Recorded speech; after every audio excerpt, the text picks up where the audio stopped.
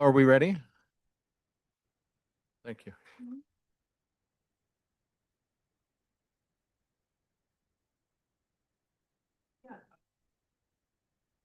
Yeah, let me finish to get to the excellent.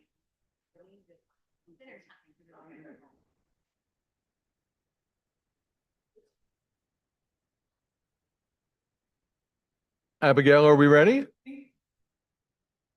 Good evening, everybody. Thanks for coming to your city council. I'm Mayor Blackburn. I'll call us to order for February 9th, 2026. The first thing we're going to do is silence our cell phones. And the second thing we're going to do is we have a special treat. A couple of months ago, I was at the Nisei World War II Veterans Memorial Ceremony where we dedicated a new plaque celebrating our neighbors who served in World War II, even though some of their parents were like in internment camps and stuff. A highlight of that wonderful day was the national anthem by Amy Maddie. So she's kind enough to join us this evening. So we have, without further ado, our national anthem.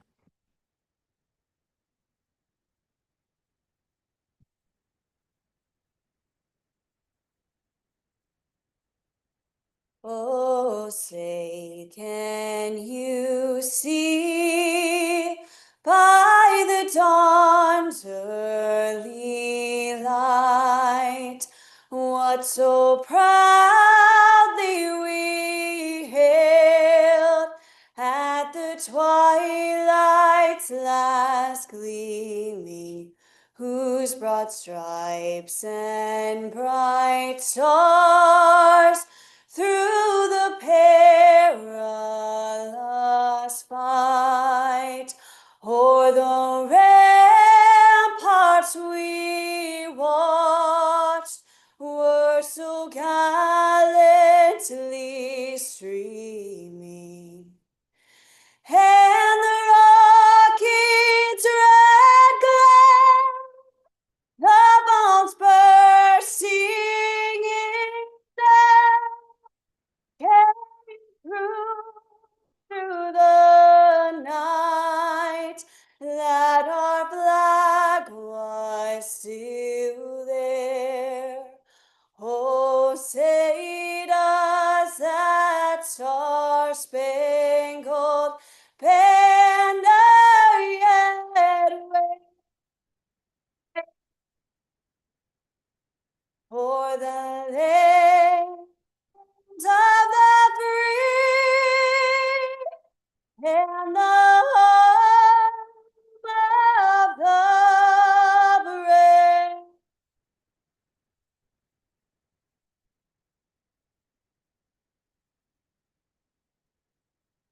Thank you so much. What a treat to have live music. Abigail, I think we have a gift for Ms. Maddie. I do. So I'll come up here and just say, thank you so much for coming today. This is a token of appreciation of the city. Thanks. And as we often say to folks who are visiting, feel free to stay and learn about civic government, but you will not offend if you move on with your evening. Thank you so much for coming.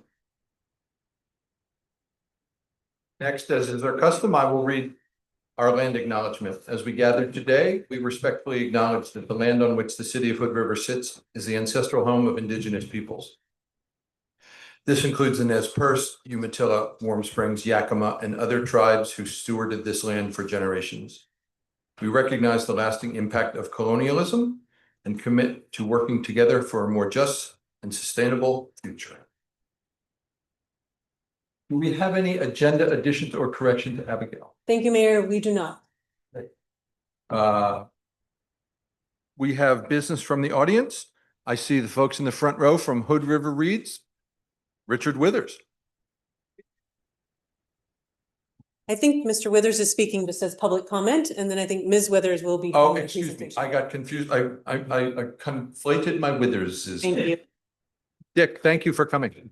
And that's actually usually a pleasant conflict. My name is Dick Withers, and we live in the Heights.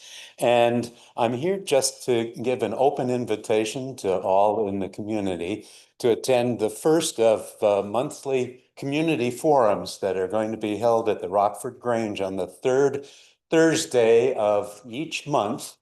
this next one, our first one is going to be a week after this coming Thursday on the 19th, 6:30 to 8 p.m. And we are having a forum on free speech in the press. And so far, panelists who will be with us include representatives of the Columbia Gorge News, Tricia and the publisher, Chelsea, and we have Emily Harris from Uplift Local who will be joining us. We have Arturo Leva from Radio Tierra joining us, and we have Susan Hess, who is the founder and former publisher editor of the executive director of the Columbia Insight. And we'll be talking about, of course, free speech in the press, which is important these days to all of us. So I hope you can make some time and attend. And we look forward to a series then on a number of our freedoms in this country in the future. Thank you very much. If there are any questions, I'd be happy to answer. Thank you for being with us. Thank you. Now, Bonnie.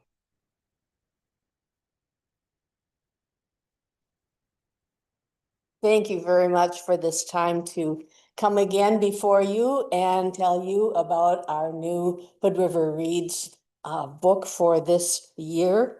This is our 20th year, which is pretty exciting. The book is entitled On Gold Hill, A Personal History of Wheat Farming and Family from Punjab to California. And I'm just going to read the description of the book, and I'm not going to read all the whereases and the proclamation because you have that in front of you, and I don't need to do that. But I'll read the description. Jacqueline Moyer is the author. She gives Hood River County the opportunity to engage in stories that explore identity, heritage, and belonging through the lens of sustainable farming and intergenerational connection. A finalist for the Penn Fusion Emerging Writers Prize, winner of 2025 Oregon Book Award for Creative Nonfiction. This memoir follows a young South Asian American woman as she reconnects with her roots, uncovering the threads that bind family, land, and culture across continents. She grew up in the Sierra foothills of Northern California, now lives in Corvallis, and she will be with us on the second weekend in March.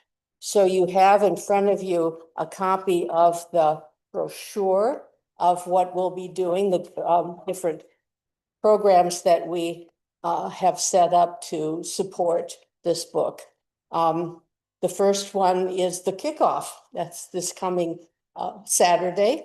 And that's when we'll be, we're going to show a little video of Jacqueline so people can get a kind of a sense of what she looks like, how she talks. And we'll have the winners of we always have a poster contest for some students, art students, both at, it's the middle school and also the high school. And we'll be judging those on Wednesday, and then we'll have prizes on that day.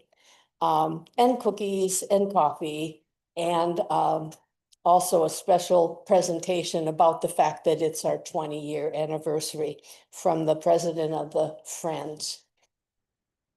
And then I'll just point out one that I've been working on Saturday, February 21st, Family Farms in Hood River County. I think this will be a really fine panel. We've met with the people who will be there, Lisa Perry, Mike McCarthy, Sarah Sullivan from Gorge Grown, and Leslie Tamura. I'm sure those names are familiar to you. And we'll be talking about some of the issues that are involved in the book. There's so many, from issues of organic farming, leasing versus owning. How do you make it work when you have a small space? This is something that is covered well in the book. The following week, is called My Journey to Hood River County. And that's where we're looking at kind of the other big thread in this book. And that thread I find so interesting. Our author, Jacqueline, her mom was raised in India until she was 18, and then the whole family moved here, and her grandmother is very much a part of the story. And her mother really does very little, if anything, to introduce her to her Punjab part of her heritage. She just doesn't really have much connection. And the book is about the growing understanding and searching for and coming to that place. And she's a beautiful writer. So I brought 3 copies here. You can pick them up, of course, at the library, free. So if you pass them around, we'll see who grabs them first. I hope you're all eager to read it. And then on Sunday, March 15th, that's when you can actually come and hear Jacqueline speak about her book and bring some questions that might have arisen as you read it. So with that, I'll pass the proclamation forward for whatever you do next with it. I will skip the whereases and go to the, therefore be it resolved that the city of Hood River establishes February 2026 to March 2026 as Hood River County reads. May it be so. Thank you very much. Thanks, Any y'all. Questions, by the way, before I sit down. Okay, great. Thanks for your work. Thank you. Next, we have twice delayed presentation. We've had some very busy agendas, and the Bridge Authority has been very gracious to text me and say, Mayor, we can come back in a couple weeks. So finally, we have Mike Shannon, excuse me, and I don't know if Dan Marr will speak, but we from the Bi-State Bridge Authority. Mike, thanks for your ongoing work. Thank you. Short presentation. Thanks for having us back, and glad to finally make it here in front of you. You guys have had a busy schedule for the last month, so. Get this going for you here in just a second. It's like delay.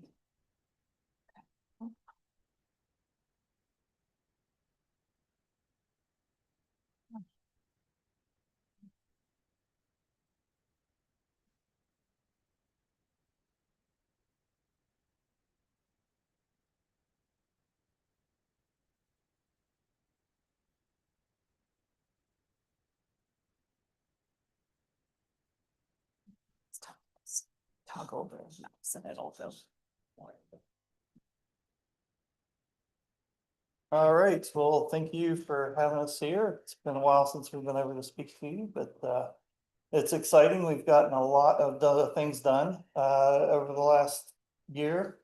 And happy to come in and tell you about it. So I do not have to tell this group too much about the history of the bridge or why we need it, so I will make this very short. Nothing has changed. It's still in bad shape. We haven't fixed anything other than when we did fix the impact to the bridge. They did raise our number from a 6 to a 7. So we made a slight improvement on the bridge by fixing somebody hitting it. So a few more 100 hits and maybe we'll be back up to a good score. So, but, you know, also you all are very familiar with the safety benefits that this bridge will bring. You know, draw your attention to the typical section. There's been a few different versions of this. We are starting to get to the point where we're now producing renderings that are showing what some of the final stuff will look like. We're still working on some architectural aesthetics things, but the general layout of the bridge, we're going to have 2 12-foot lanes with 2 4-foot shoulders. Separated by barrier. We will then have a 2-foot buffer area and then 2 5-foot bike lanes, 1 in each direction, separated then from an 8-foot pedestrian path. Also 2 overlooks on the bridge looking downriver. So we took, you know, the authority recognized the difference in speed differential between electric bikes, e-bikes, and pedestrians, knowing that the pedestrian features here are going to be more of an attraction and something where, you know, we're hoping families will go out and get to see the river and the scenic area in a different perspective than maybe they've gotten to in the past. You know, should be some very photogenic periods of the year when the sunrises are coming up and you get to see that now from a different perspective. So we think it's a good fit. One of the other things that we're looking at doing is on this pedestrian path here is dual purpose, where if there was an incident and the traffic was backed up and we needed to get emergency vehicles around, they could actually use this bike lane as a emergency bypass lane as well. So but the bridge overall will improve navigation. We're going from a 250-foot clearance today to a 450-foot clearance, almost doubling the marine travel navigational clearance. It will be a fixed span, so no more lift span, unfortunately. It'll be about 90 feet. And we may have a picture in here of it. If you see me on a meeting, it's my backdrop, but it shows the new bridge overlaid on the existing bridge. And basically the roadway surface for the new bridge will be about the top of the arch of the lift span. So it gives you kind of a perspective of where it'll be. It's about 40 feet higher than what it is today. That's to provide that 90-foot clearance. So it's about 50-foot clearance today, and it'll be a 90-foot clearance. And that 90 feet is over that 450 feet span. So we met with the Coast Guard that has been approved by them and meets all the navigational impacts that we may have on this portion of the river. So.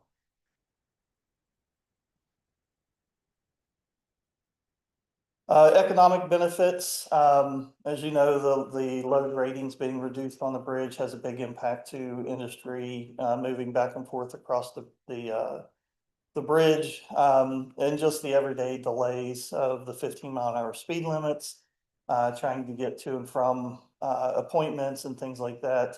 Also just the economic benefit of having a free passageway, right? With having the bike lanes and the pedestrians to offer a free alternative if you don't have to drive. You'll have that capacity to take, walking or biking across. I know Dock Grave Road's probably been a challenge in the past for bikes, at least it would be for me. But with e-bikes now, I think that will change and you'll see a lot of people doing that biking that maybe even couldn't do that before, thanks to e-bikes now. So we wanted to think about that and really accommodate that with this project. So we're really building momentum. As you can see, there's a lot of boxes now checked on this. We just finished our record of decision. We were able to have that signed in November. So that was a long time coming. We signed off on that, and that really marks the end of the NEPA planning stage and allows you to go to final design and construction. So big step for the project to have that record of decision. And be able to take that big step forward. You also see here in the middle boxes where we are with our funding. We're still sitting at that $1.12 billion project. We've been working really hard the last few years to try to drive design down, trying to find efficiencies. We were able to go from 4 shafts to 2 shafts. We were able to reduce the number of piers from 15 down to 12. So we've really been trying to drive that cost down. And what we've been working on is really building this top box, which is your contingency and escalation. And that really is so that when we go into construction, we've got that nest egg that if something does happen during construction, we're not going back and looking for additional money. And we've got that in there. So we're really trying to think ahead and look at how we can make this a sustainable project and not have issues when we go to construction. So our project funding, we've got full commitment from both Oregon and Washington. So 125 million from both states. So 250 million from the states. We're working through the $105 million toll loan. That'll be through TIFIA. That'll be backed by the tolls on the bridge. And you remember a few years ago, we did the toll increase that helped to support that. So that's really the only money that has to be paid back. So we're getting a $1.12 billion project for 105 million. Pretty good deal. So hopefully if we can drive costs down, we can make an impact on that. If we at all possible, then we'll do that. But I know that's a number that's important to the communities because that really is going to drive the toll rates for the bridge. So the lower we can keep that number, the lower that we can keep the toll rates. Initial federal funding, we've got a $200 million infra grant. We're still working with the feds to get that signed. We got some final comments from FHWA's legal review. on Friday. We're working on turning those around, and then that'll go to the Office of the Secretary of Transportation. And they are the next round of review of that. Once we get through that review, then we can get that grant agreement signed, and we'll have that 200 million accessible to the project. Most of that money, if not all of it, will go towards construction. So it's a big starting point for our construction funding. As you can see, we're still $532 million short. Well, we're a little more than half funded for the project. That 532 we're looking at through 2 bridge investment program grants. So the fiscal year 25 bridge investment program has not been selected yet. So we've submitted that application. We had a very strong benefit to cost ratio on that, as well as highly recommended coming out of our 24 application. We've also since then submitted under the new administration a fiscal year 26 application. They modified some of the goals and measures that they were using for that program. We redid our benefit cost ratio. It actually came out just slightly higher. And we were still highly recommended. So what it really says is that our project doesn't really care what the administration is, doesn't really care what color the administration is. It's a good project. So we're excited about that. We really think the project is a good project. It's well supported. And we're hoping that everybody else will see that and we'll get our 532 million. It sounds like a lot of money, but it's actually under the threshold. So Bridge Investment Program is not supposed to pay for more than 50%. We're at about 47% of the funding with that. And then federal is supposed to be under 80%. We're at about 77%. So we're under that threshold as well. So we feel like we checked all the boxes. We're continuing to show progress, and we're, hopeful that we'll see this funding come through. So what does the future look like? So this year, and actually, if you look out on the river tomorrow, when you go out, if you notice that maybe tonight, there's a barge now sitting on the Oregon side of the water. There will be another barge there tomorrow. And we will be doing some additional geotech boring. So, we did some of that back in 2023 to do some preliminary borings and looking at the ground under the water. So now we're coming back and getting specific locations where the drill shafts will be so that we can see specifically where the drill shafts are, what it looks like, and be able to really refine and really get into the details of the design of those shafts. So you'll see us working across the river this year over the next few months, and then we'll move from the Oregon side into the Washington side. And then they'll take that information and further use that to refine the foundations that we use for the bridge. So excited to get that started. In July of this year, we'll get our 60% design complete. As part of that, we'll do another estimate on the project. We'll do that with FHWA, where we'll go through all the risks, we'll go through the schedule, we'll go through the cost, we'll do an update. We will release that as soon as we're finished. And we'll see where we're at. We anticipate that to show that we're in line with where we are today. We don't anticipate or see any major changes to that. We've been tracking national trends on key commodities, not seeing any major increases. Even everybody asks about the tariffs and what about the tariffs, and we really have not seen any major impacts on that yet. So we'll see how that plays out in the future, but so far we're not seeing any national indications that that's been a big impact. So we'll continue to monitor that. In 2027, by the spring of 27, we'll complete a design and we'll get what they call a released for construction set of plans. That will be the plans that we'll take to construction. If we have all our funding, then by October of 27, we will go to work in that first in-water work window in October. So that is our goal right now. And what we're moving towards is trying to go into construction in the water in fall of 2027.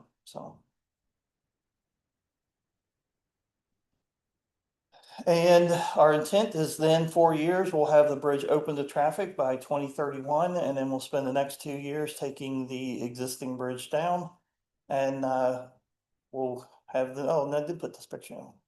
And so this is the new bridge overlaid. Like I said, this is a pretty close rendition to what the new bridge will look like. We're refining this as we refine the design. So It'll change slightly, but generally it's gonna look like this with steel girders, concrete deck. The girders are gonna be what they call weathering steel, which is that brown steel that you see up and down the scenic area in a lot of places on guardrail and other things. So that will be the look and feel of the steel structure. And this is my contact information. Happy to answer any questions and go back over any details if I went through something too quickly. So, but thank you. Thanks, Mike. And I'll invite our bridge commissioner to take first slot if there's anything you'd like to add, or Grant, thanks for your work on this. Co-chair. Hey, so as we know, roads can cost some money. Can you elaborate on some ways that the Bridge Authority is partnering with Bingen, White Salmon, and Hood River to perhaps leverage funds, and the ways that localities can leverage funds through grants and whatnot in the future, perhaps through grants that we've already received? Yeah, so one of the big things, and you may have taken part in this, is we got a $3.6 million raise grant. And that was a planning level grant. And in order to get into the construction grants, you have to do a planning grant first. And the construction grants are where the real money is when it comes to raise or build or tiger or whatever the new name is that they call it. So we note in noticing that that had not been completed for the region, the bridge said, well, we've got this 3.6 million, let's get this done. But let's do it not only just for the bridge, but let's make sure we do it as an inclusive thing where we're really thinking about the whole picture, right? And if we get this bridge, it's really going to change how the dynamics of bike ped fit into the communities. And it didn't make a whole lot of sense to do just the bridge and then not have any idea how you're going to get people off the bridge or how you're going to get them to the bridge. So one of the big efforts has been partnering with our local stakeholders, the cities and counties, to develop plans and to get that established so that the local communities can now use that to then develop construction grants, hopefully, and we can use this bridge to leverage bringing additional money to the communities on both sides of the river. So hopefully that'll work out, and that's what we're trying to set the groundwork for, is to be able to leverage that to bring other types of investments to the communities. Yep, it's a great way that White Salmon, Bingen, and Hood River can leverage this project to procure additional funds to build out the communities as the localities see fit. That's it for me. Any other questions? Have at. Thanks.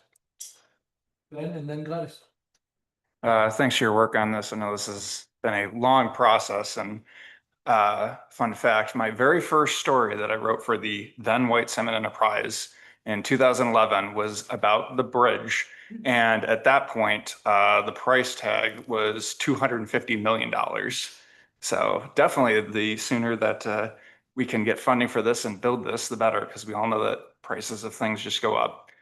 And speaking of prices, you know, obviously the thing that people in the community want to know is how much they're going to have to pay to cross the bridge. And I know that you said that, you know, that's not finalized yet because there's, you know, a whole number of factors in terms of what the final cost is going to be. You know, I see that there's a mention there of the $105 million toll-backed loan. So a few questions on like how the toll funding works. You know, one, is there any, you know, estimate in terms of like what it's going to cost for vehicles and pedestrians? Two, you know, you have this loan, will the tolls continue after the loan? You know, basically just what might it cost people to cross the bridge? Yeah, so the price that you have now will be there until the bridge opens up. Now that I say that, that's what the authority's plan is, right? The Port of Hood River controls the existing bridge and controls the existing toll. So if they choose to do something different, that's, you know, their decision to make. But the Bridge Authority has established what they need to get through opening of the bridge. And then when the bridge opens, there will be a slight increase. I think it's 15 to 20% whenever we open the bridge.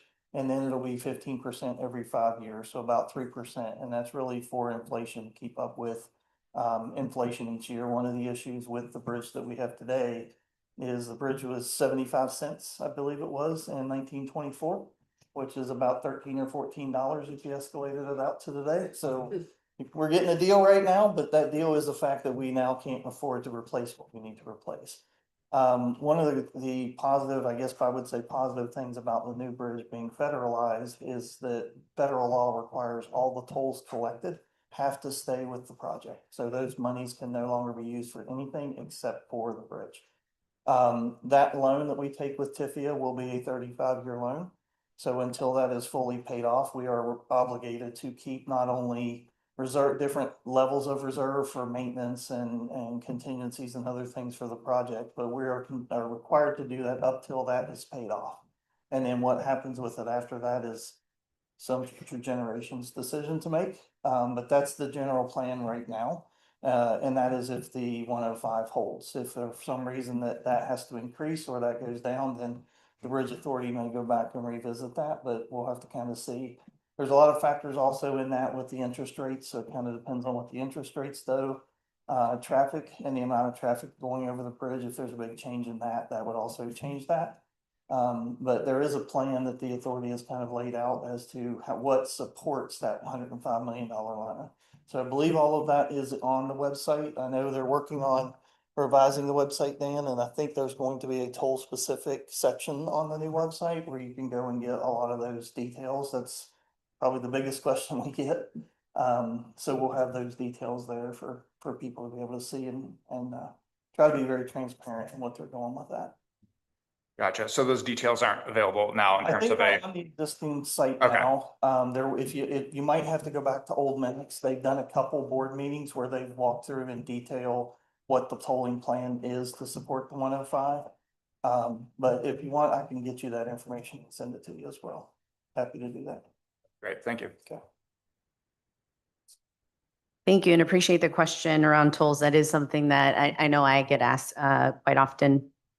As you're talking about projected short and long-term financial obligations, the 188 million for contingency funds, what does that include? Because I've heard you mention that the infra grant is going to go specifically to construction. The TIFIA grant is going to be allocated potentially to the tolls. What about like any additional operations or capital improvements? Is that coming out of the contingency fund? What does that So include? that comes out of the toll revenue that'll be collected. So long-term maintenance and operations is one of the buckets that you put your toll money in. So whenever the rating agencies and the loaning agencies for a TIFIA loan look at what you're doing, they give you a bucket of money. You've got to have toll reserves. I can't remember all of them off the top of my head, but there's a operations and maintenance reserve, there's a capital improvement reserves, there's a contingency reserves, and then there's a bottom bucket of like extra money, right? We look at that and that's what funds those buckets going into the future. So the 188 in contingency right now is actually made up of 65 million in what they call escalation. So every year we estimate how much escalation there will be on the project, and that's escalated out to basically the center of construction being the peak point, and then it tapers off from that. So the 6 years of construction, it's what the escalated cost of those items would be, as well as a contingency bucket that's just there for potential overruns or unforeseen conditions that you may run into. We have a year where the contractor shut down for months at a time because we have a really bad winter that could affect and cause a delay and might need money to cover that delay cost. So that's what that 188 contingencies is covering. Thank you. I also realize that I was rude and didn't thank you for being here, and just thank you for your patience in being here. The next question, or maybe just a comment, is I really appreciate the information being available both English and in Spanish. That's incredibly important. So I appreciate that. Please let us know how we can help be a good partner to you when it comes time to informing the community about some of these tolls information. This is something that I assume a majority of us get asked consistently. So once you know, let us know so that we can also message that as And well. I would say that goes both ways, right? I mean, you all often hear things that we don't hear. So anytime you hear something or you hear something that you're just not sure about, or you're not able to get it on the website or somewhere, let us know and we can try to make sure it's available to folks. Or make sure you have the right information so you're giving it out to folks. We try to be very transparent. The authority's big goal has been transparency.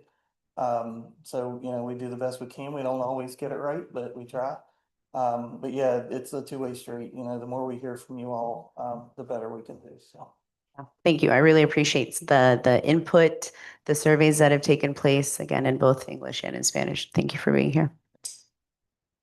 Anna. I have a couple of questions, just for clarification for myself and for everybody else. You're now working directly with the Bridge Authority on the plan for the new bridge, right? So, is the responsibility for maintaining the existing bridge until the new bridge is complete, is that still rest with the Port of Hood River? It does, yes. So the way that it was set up was the Port of Hood River will own the existing bridge up until the day that the new bridge opens. And then there will be some type of transfer of that facility over to the new authority. And then the authority will remove the old bridge. But up till that opening of the new bridge, the port will maintain and own it. Okay, then my second question kind of relates to that contingency and part of what you just mentioned a minute ago. I see that there's contingency funds available, but I'm just curious if something happens to the existing bridge before the new bridge is completed. In addition to like contingency funds, do you guys have some kind of a contingency for expedited construction, or is that kind of just I'm thinking about the incident in Baltimore in 2024 and just how quickly they were able to replace that bridge. But I'm just curious if, you know, just always kind of thinking ahead. Yeah, and the contingency funds that we have right now are not necessarily money we have in the bank. Those are just future contingencies for construction. But yeah, I mean, the best thing that we can do right now to be prepared for that is to get the design done and have a design ready to go. We've got the contractor on board, so if something would happen, we could immediately put a contract in place, get the funding, and have Kiewit very quickly go out. This summer at 60% design, if we have received or do receive all of our funding, that is one of the options, is to go ahead and start going to construction and get things moving as quickly as possible. So the authority's always been trying to look ahead and be prepared for different scenarios. We're right now working on every year it seems like we come up with plan A, B, C, and D, right? Because we always are pivoting. We have no money, we make no money. We kind of live by what we get. So right now we're actually running through scenarios of, you know, well, what if we get funding this summer? What can we do? What if we get funding next summer? What does that look like? What if we get partial funding? What does that look like? What if they change and have a new federal allotment of funding, right? Come out with new grant programs. What does that look like? So we're always kind of trying to figure out a backup plan to our plan and see what we can do to try to make this thing happen. So, but so far, it's been really good. We've been very successful with it. And I mean, even we had a period of time where we were about 2 weeks away from running out of money, and we were able to scrimp by and had the new legislative session from Oregon, Washington come in and fund our design and kept us going. So we're hoping the same thing happens with construction, but when the money comes, we've always said we'll be ready to go. So. Great, thank you very much. Amanda and then Doug. Again, thank you for being here. This was really interesting, and I really appreciate having this update on the bridge because it's a big talking point, big deal around here. I am just curious. I feel like public perception, and whether it's true or not, but we've been collecting tolls for 100 years to be ready to build a new bridge or whatever. So I'm just curious if any part of this budget or the funding for it is coming from money that has been collected for the past 100 years, or if that has all just been used as maintenance and as we've just been going through the time. Yeah, and I don't have a big history in how the port handled their funding or anything like that. What I can tell you is that all of the money for the new increase is all 100% going to maintenance and to the new bridge.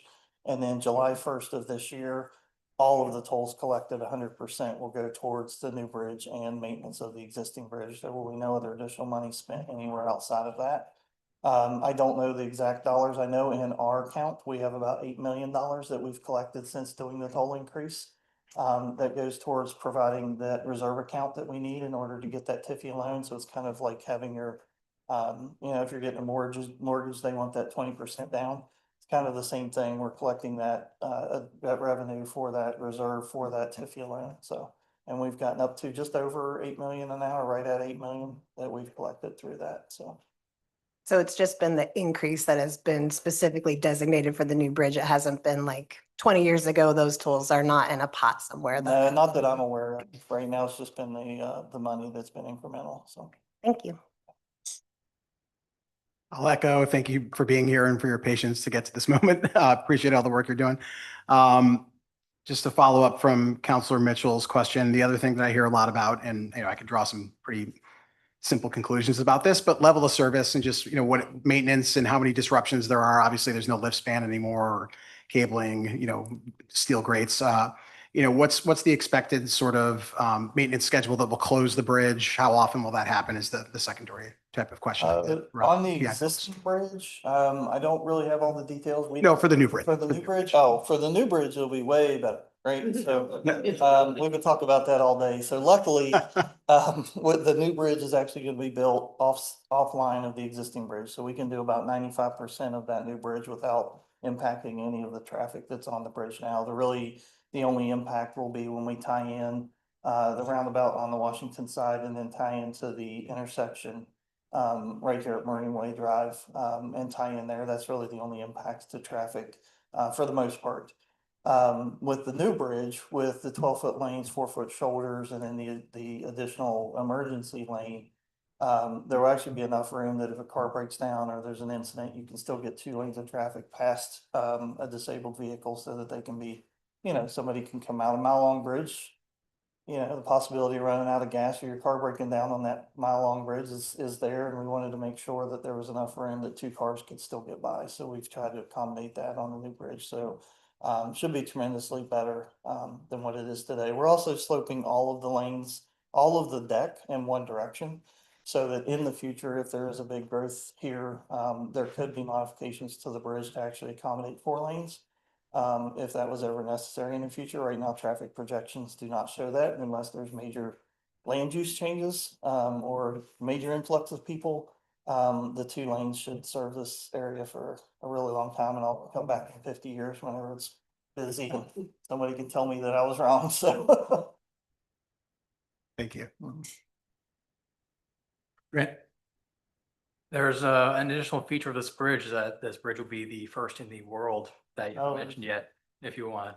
Yes, yeah, no, it's a great point. So one of the things that we did on this bridge was knowing that the Columbia is such a sensitive river for salmon migration, was we brought on a company called Salmon Safe. And what they do is actually certify projects so that the stormwater runoff actually does not impact salmon. So they make sure that, but not only the runoff of the stormwater, but also your construction methodology meets the requirements and will not impact salmon.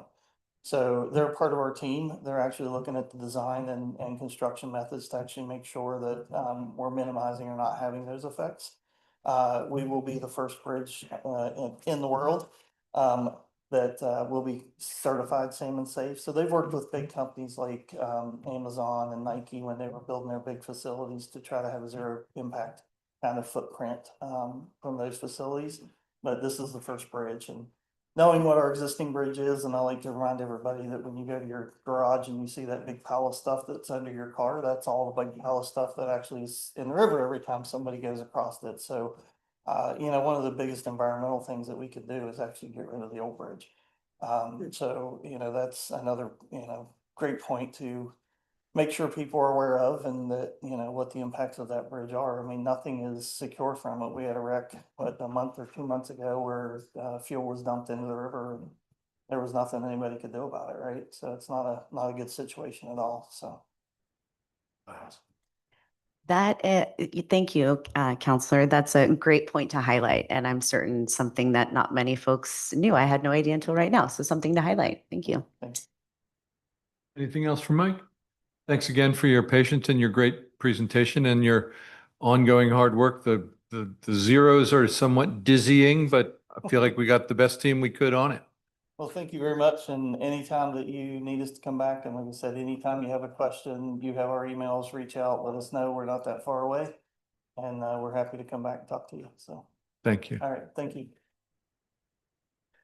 That brings us to our consent agenda. We do have an OLCC permit application, but I would entertain a motion to approve numbers 2 and 3. So moved. Moved by Stepina, Second. second by Rivera. Any discussion? I will just comment that it has become, in terrifyingly short order, a normal thing that we are now renewing the emergency declaration. Like, these are the times we're in. Here we are. Any further discussion? All in favor? Yes. Opposed? Chair votes aye, motion passes. Thank you. I would entertain a motion to approve the Tierra de Lobos Winery OLCC permit. So moved. Moved by Stepina, Seconded. second by Cavallari. Gladys? Yes, I will abstain from OLCC permit applications. This is not a reflection of these establishments, businesses, or their owners. Rather, I object the fact that we don't have enough transportation options for people who visit these establishments. As a result, they may end up getting behind the wheel and putting themselves and others at risk. I'd like to highlight the broader public health responsibility this council holds. The recent adoption of the code allowing transportation networks is a step forward, but access remains limited, especially during late hours and in our upper valley. If we and our countywide partners are able to provide adequate transportation during late evenings and weekends, I will start approving OLCC applications. Thank you, Gladys. I got a little lost. Did we move in second? We did. Any further discussion on this topic? All in favor? Aye. Abstentions? Yes. Opposed? Chair votes aye, motion passes. Great. That takes us to the action item of Westcliff Sewer Extension, quote, for cost estimations. Will? Thank you, Mayor, and I have a presentation to pull up.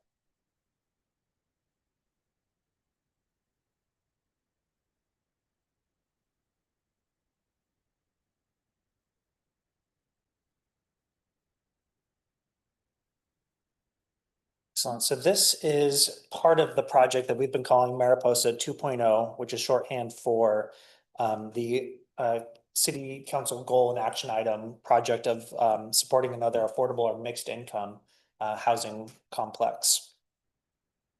So I'm going to just quickly go over the steps to date in that project to kind of place set, and then talk about this property's history that is the subject of tonight's item, and then talk about possible uses and next steps, specifically talking about estimating the cost to extend sewer. So this project included first step on September 8th, where we reviewed a list of 6 properties, publicly owned properties, for their value either to site housing or to create resources, by selling them to invest in housing elsewhere. In October, the agency board received a report on different models of affordable housing, of publicly supported housing production. And that is, we may want to do another Mariposa Village, which is a low income housing tax credit, but that's very specific type of housing. It's rental. There's a lot of other strings around it with federal funds. And so we received a report that had other models that we could consider as we look at property that we already own. Then on December 8th, the city council narrowed its focus down, at least initial focus, down to 2 parcels. One is over the State Street lot, a parcel that we own that extends from State all the way up to Sherman. A good 2/3 of that has always been unused. And I think a lot of folks just overlooked it, and maybe it had no value for, when we first got it in the mid-1980s because it was so steep. But certainly that is highly valuable property now. So the council on December 8th gave the go ahead to partition that and queue it up for later discussion on putting it up for sale.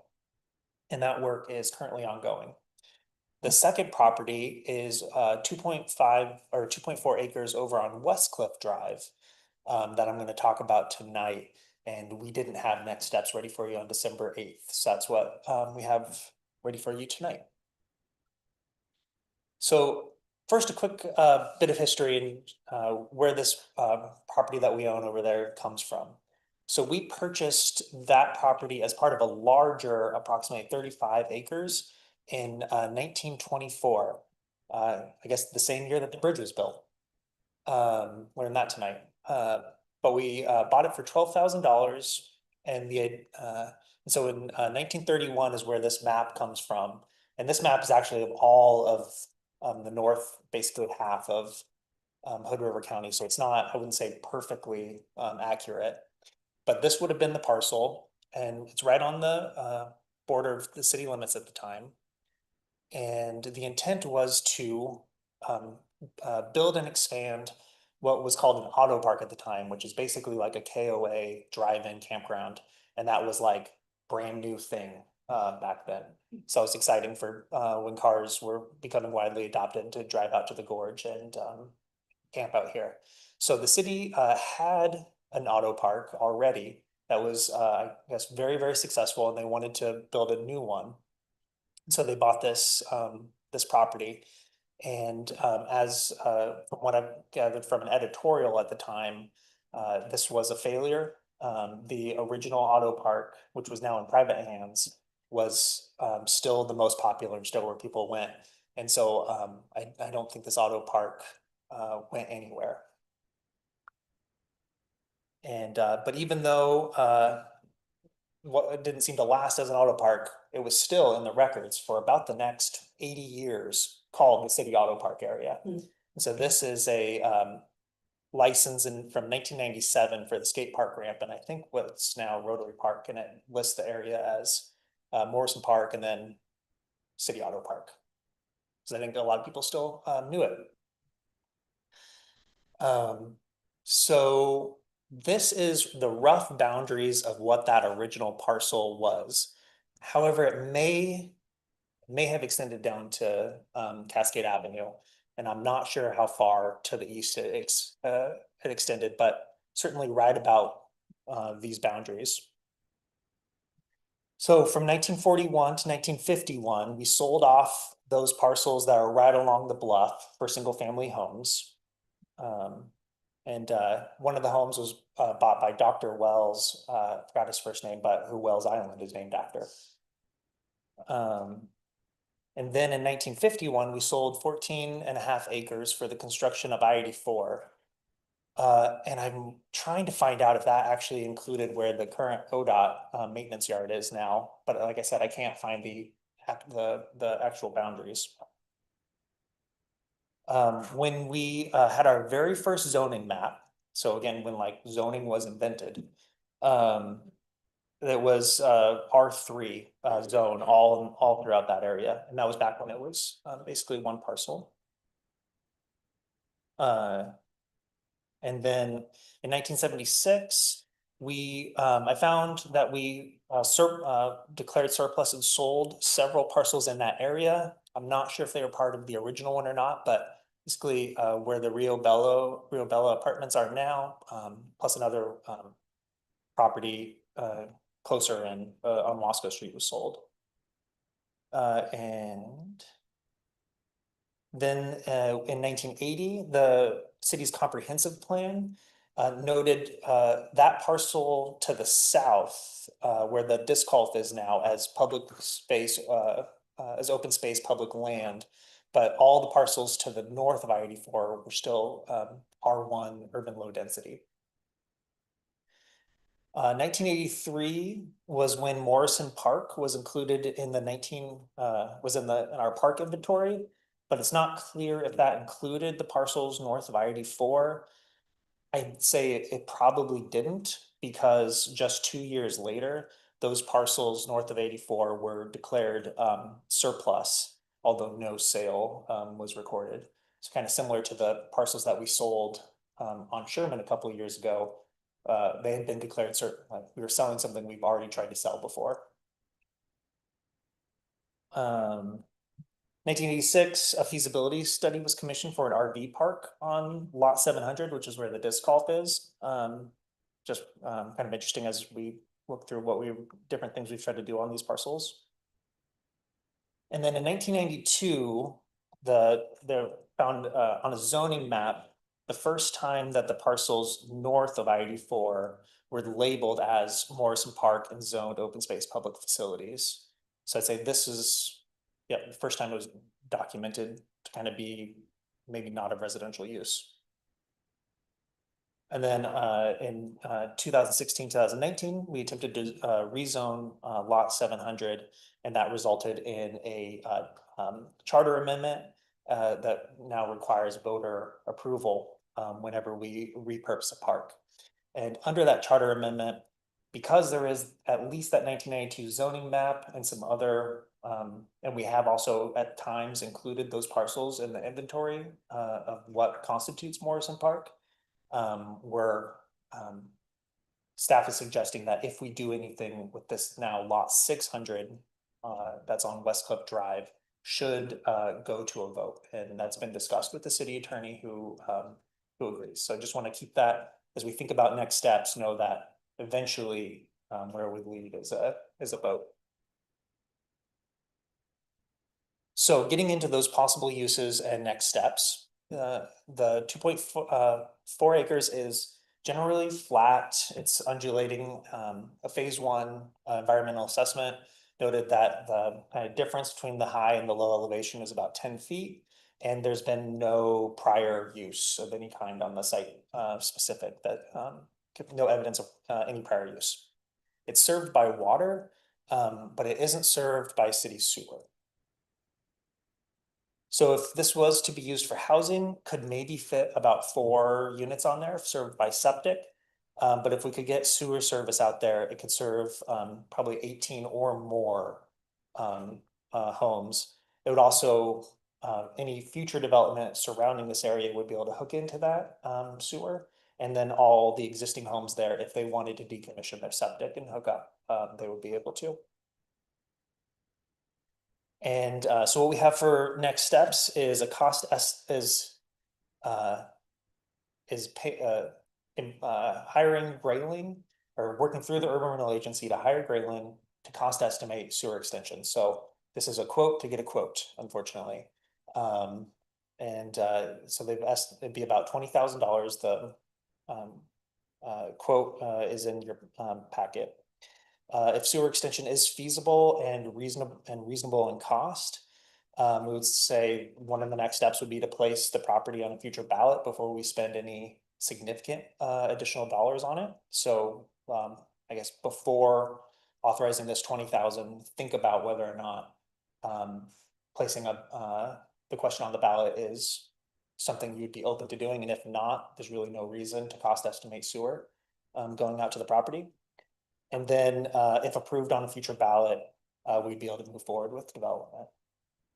So with that, answer any questions you have, and there's a suggested motion in the packet. Thanks, Will. That was very informative. Amanda and then Doug, then Ben, and then Gladys. Gladys and then Ben. If we do move forward, get to the point where it is on a ballot, do you have any idea what the timing of that would be? Like how far into the future, what ballot we might be? Totally at the city council's discretion. I think we could go, if everything moved as quickly as possible, it could be May.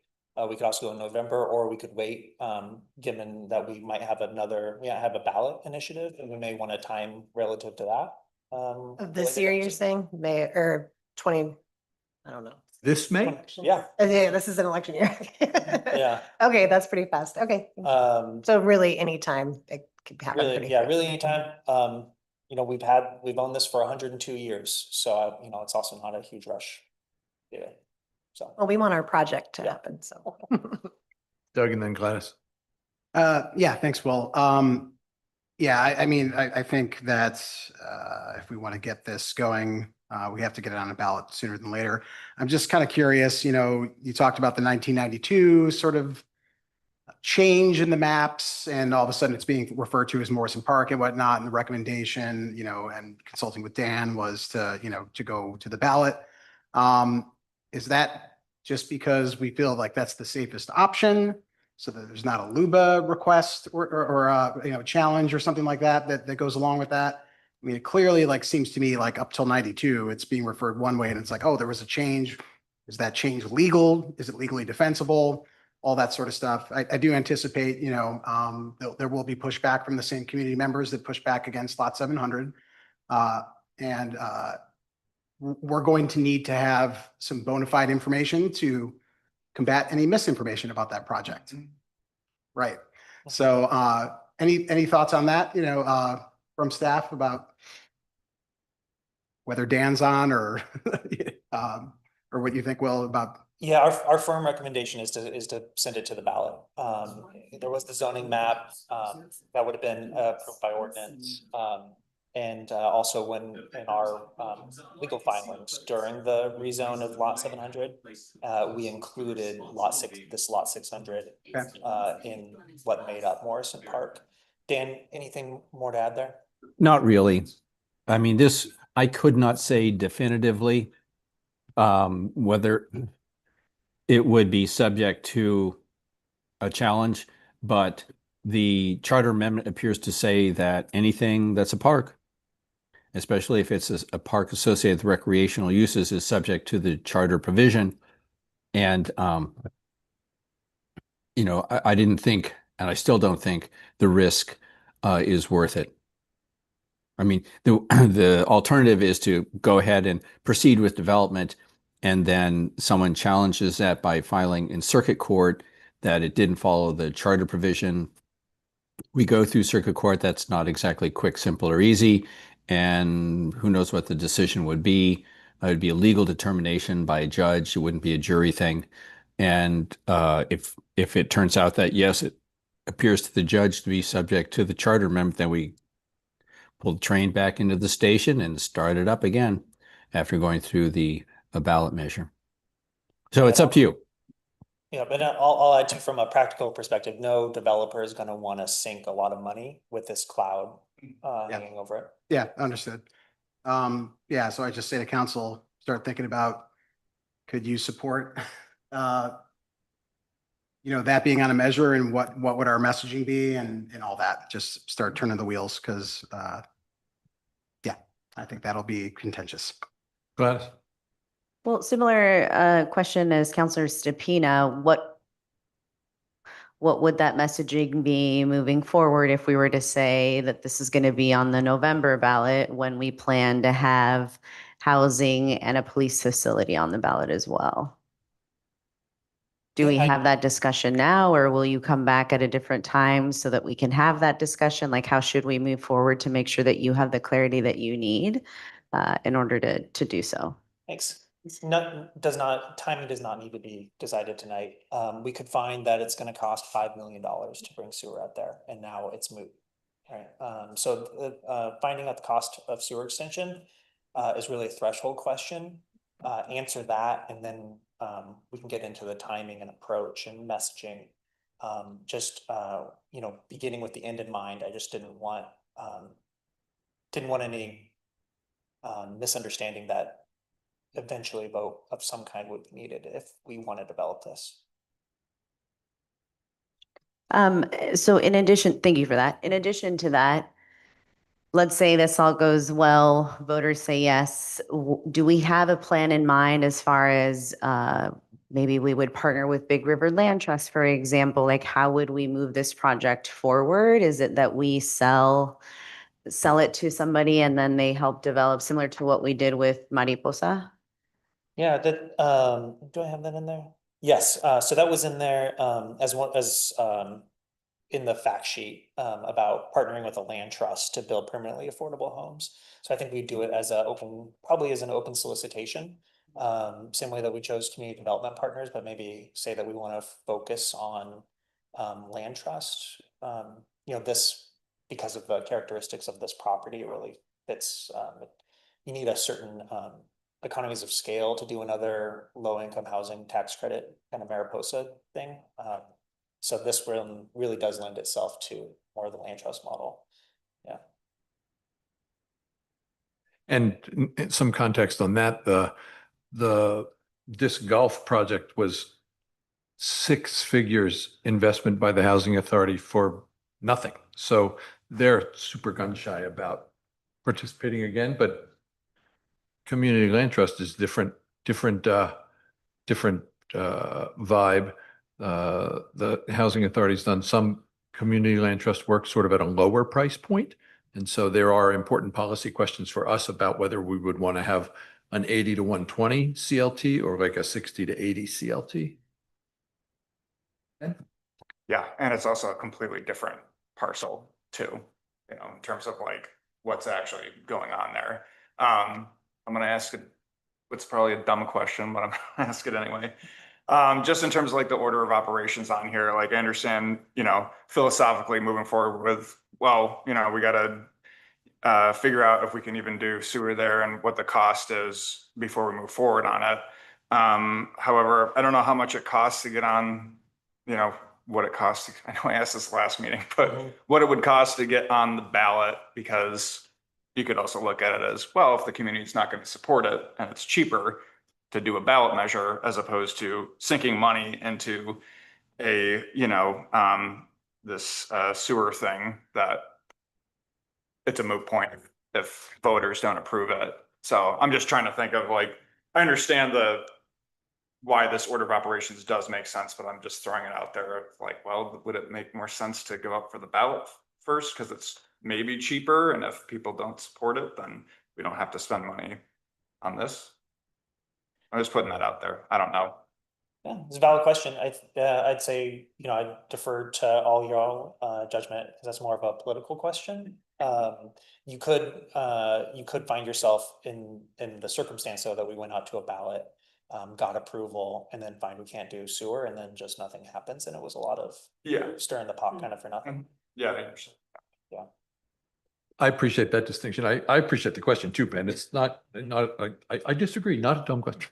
But there's money and there's stirring the pot. Those are different kind of steps required in those two. And I get it. It's not just a money thing. Thanks, Will, for that. Is political capital more expensive than regular capital? That is a great question. Doug. Yeah, and I think it just sort of, to Councilor Rivera's point, you know, I think as we start thinking about this, since there will have to be some pretty heavy messaging on this, I think we should think about, you know, putting it on the November ballot in context with affordable housing in general. Because just putting it on the ballot is not going to be something we can do. I want to understand the words you just used, Doug. You said you suggest we think about putting it on November in the context, meaning you support that, or what you want to call our attention to the risks of putting them both on the November? No, I more that I would think it'd be risky to put it on May, or at least it would take us a lot more time and effort to speak about this particular project. If we were speaking about it in the context of the ballot measure that we're looking at for November, we wouldn't be doubling our efforts if we did it in November. Thank you. Anna, and then Gladys. To that point, I think maybe we should see if the voters will support affordable housing projects, so we have money for it, and then see if it's, like, I almost think, you know, we can say we have some ideas in mind for projects, but we're not, you know, we'd have to see if we can get the funds for it first, and then maybe say, okay, here's the project. Will you support this particular location? I would almost say we'd have to do it like step one, step two, but I have a couple of questions, and maybe this is not necessarily important anymore, but was this particular lot 600 classified as a park in the Parks Master Plan? And then what's the current zoning of this lot?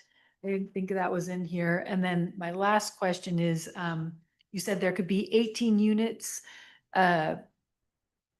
Those are like single family homes under like a community land trust model, but is there a possibility for multifamily housing on that lot? Or like all of this just depends on whether or not we can get sewer there in the first place, right? Yeah, 18 units was in a townhome configuration. I don't know about multifamily. So I think this was R3, then it was R1, then it was open space public facilities. I think that's correct. So we have to think about, we would need to zone it, I think, to R3 at minimum, and then maybe C2 if we wanted multifamily. And I think that would be a lift for compatibility with what's around it. So that's where we've really been thinking the density of maybe 18 townhomes is about the max density. I don't know if this was identified in the parks multi-jurisdictional master plan as a park. But I can find that out. Do you know, certainly has never been signed or used as a park. And I think most people probably don't know it's publicly owned. I'm sorry, and that was you had a number of points. Did you get? So I think that was everything. So it is currently open space, zoned open space? Yes, open space code I facilities, thought that is was in here. current zoning. Yeah, those are great questions. Back to the which, does it go on the November ballot? A couple meetings ago, Abigail and I joined Mark Bailey where we talked about, well, what would you do if you had money for housing? And we gave a couple ideas. This could be added to one of those potential suggestions. I think I might have missed where you mentioned the timeline, like when would we know about if this is possible to connect sewer out there? I don't know how long that will take. That's where I'd say if everything went really quickly, we could hit May, but probably it's more like November, ballot. So no, I don't have an estimate Okay. from Grayling of exactly how long this will take. Well, I think when you do, and then if you can bring back the question of the, Mark's Parks Master Plan, what would the zoning look like? So that can help with the messaging points that we are advertising to the community. If we want to put this on the November ballot, then we have to be prepped for all those talking points for the messaging to constituents. Yeah, I'll just add as far as what zoning to go after is actually a city council decision. So the city council was the applicant for the rezone of lot 700 and chose the zoning that allowed the project that was intended at the time. So,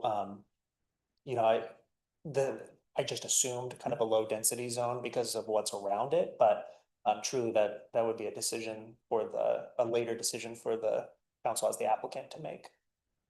Yeah, so I think when the time comes and we find out a little bit more information, we can make that decision. As Councilor Mitchell pointed out, this area is a little different than maybe the others. And I think the community has seen that we've done a good job with Mariposa Village. And so now there's a concept that folks can actually visualize, which I think only helps the messaging that we can give is we've done this project once. Here's what it would look like. Maybe a little bit different for project number 2. Thanks. I think for messaging, we should really be aware that if we're saying Mariposa 2.0, people are going to think it's going to look like Mariposa 1.0. That is not a townhome CLT model. That's completely different. So let's be smart about how we refer to a project that's going to look quite different from an existing project, which is a great project, but it's not going to look like that. Ben, I'm sorry, Amanda. Really quick on that. I've been thinking like when you put the first slide up and it was Mariposa 2.0, I'm like, can we please think of another name for this? So maybe we can all try to do that because yeah, it's confusing and we should have a better name. I meant to mention this earlier, but thank you for your work on this. You can imagine it took a decent amount of time to dig up all of that historical information. And I absolutely love stuff like that. I found it really fascinating and interesting to just kind of learn the chain of custody, if you will, or provenance of something. So thanks for your work on that. It's really fascinating. Thank you. It's fun. Auto park is so interesting to me. Like I thought you described it really well, kind of like a KOA. And I was just talking to a friend about a possible trip they were going to do in Europe, and they were totally talking about like auto parks in a way that seemed not quite what I am familiar with over here. And I think even we talked about the parcel up by like the Twin Tunnels trailhead as like a campground or something. There's a lot of notions flying around, and it's funny to think that there was like, oh, there's a good auto park. Let's have another auto park, and whoops, it failed because the first auto park was really fun, and it is not there anymore. But just so interesting. And that editorial was very sassy in there. The newspaper, the Glacier, was very defensive, and I found that very amusing. So at one point, the motion could be that we're going to pursue the costing of the sewer, right? That's a possibility of this discussion. I'm sort of hearing that as compared to some other directions, but I'm not rushing us. But I just am reminding myself and others that might be what we act on tonight. Grant, did you have? Yeah, just a couple of thoughts. Either way, no matter what we decide, the ambiguity of this particular lot is going to exist until it's resolved one way or another with the public. At some point, it will have to be defined as either a park or not a park. So without any direction, in this case or any other, some council is going to need to make a choice at some point.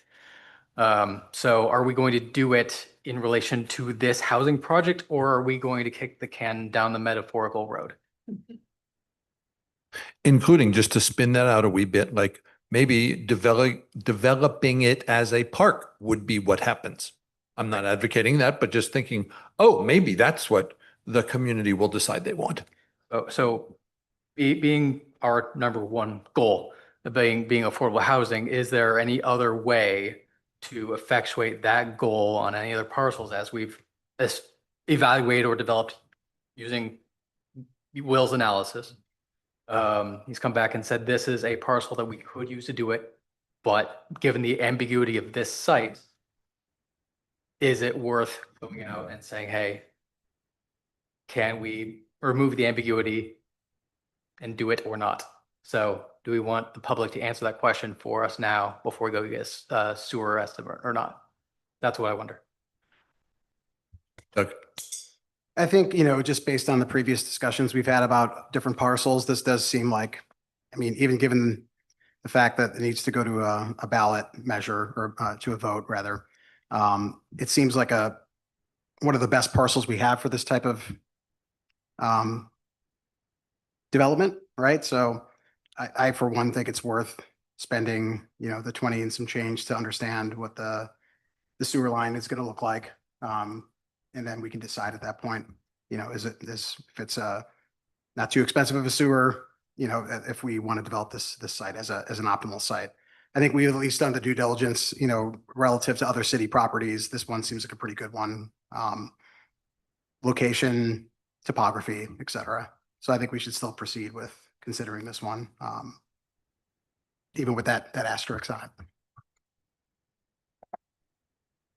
Do you think it makes, and my question was purely financial, like, does it make more sense? Because either way, the public is going to, I know we say, well, it doesn't matter if we get sewer there. Well, it also doesn't matter if, if the public's like, no, we don't want you to just dispose of that for that purpose. So in terms of the order operations, and money, is it, and I don't know, is it cheaper, just dollars, not putting political capital into the financial equation at this point, but would it make more sense financially for us to be like, all right, let's tackle the ballot measure problem first, if that's cheaper, and then if that passes, okay, then we can spend $21,000 on the sewer quote. I don't know the answer. I don't know what it costs, and I understand, again, philosophically, knowing, yes, we can get sewer on there, and then pitching that to voters, I totally get that part, but I don't know, save some money maybe.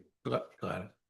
Do we have an understanding of how much it cost the last time that Lot 700 was discussed and the marketing for that? Just to give us a better understanding of how much we would be spending in addition to the 20,000 to put this on a ballot? The Lot 700 was voter initiated, so we didn't spend any money at that time. And I don't know how much the political action committee that started that spent. As far as what it would take to put this question on the ballot, it really is quite similar to the discussion that we're having with the housing and police remodel one. It's purely how much effort you want to put into it. If we're just talking about filing fees, which is the bare minimum, it's going to be far less than even the contract in front of you right now. Hundreds of dollars. Yeah, I think so. I don't quote me on that. Sounds like I need to get that exact number. Yep. But pretty marginal for the bare minimum, just kind of lob up the question and put it on the ballot. If we want to get behind that with any sort of campaign, that's where, again, the other one, I would need to speak with consultants like I'm doing right now and pull together budgets and level of effort, timelines and stuff. Well, I think based on the polling that has been done around housing and affordable housing, that there is an appetite from our constituents to have more affordable housing projects within the city. So I feel like, do we really have to pay for additional polling and some of the consulting work? I would say no. But if paying $20,000 helps us understand the amounts of homes that we can put on there and then figure out next steps. I would support having a better understanding of what could be built on there to help with some of these talking points for putting it on a ballot. That resonates with me also. I want, out of respect to our voters, I'm imagining talking to somebody, hey, would you choose to allow this parcel to possibly be, CLT or shared equity or whatever? Like, oh, really? Could it be? And I'd say, well, we don't know because we didn't ask about sewer yet. But if like the hypothetical thing, like we're running all their brains through the ringer. So that, to me, it's like a respect of the voters to have enough information so that it's a real question, not a hypothetical question. Doug. And I was going to make, sorry, Grant, I don't know if yours was before mine. Yeah, same point. I think this is, Will has highlighted to us that this is due diligence that's required for this parcel to ensure that it's developable. We say it's going to be $25 million for a sewer. I don't know, just throwing that out there, just something that's cost prohibitive. Then we wouldn't do it, right? So to me, this is the remaining due diligence, similar to the Sherman lot. At one point, it was it's too steep to build on, but times have changed, right? So like we didn't have to spend extra money to figure that out. But for this, I feel like this is the remaining due diligence for that parcel. Grant. One other commentary to sort of address Councilor Mitchell's concern of cart horse. This could be looked at as doing our own due diligence and escalation prevention for development. We'd be doing some homework and getting it to market faster, time savings, cost savings in that respect. So if we could be looked at in that manner. I think we're ready to consider a motion to research sewer. That's what I think we are, Doug. I'm ready to make a motion. Go boy. I move to authorize $20,594 for the Urban Renewal Agency to manage the cost estimation for sewer extension to the city's lot 600 on West Cliff Drive. Moved by Stepina. Second. Second by Mitchell. Further discussion? All in favor? Yes. Aye. Opposed? Chair votes aye, motion passes. Thank you. Thanks, Will. That felt to me like you provided us with a really useful amount of information. I have a lot of respect for that. That doesn't happen by falling off a log. Thank you. Next, we have a couple of discussion items, an update on the, that.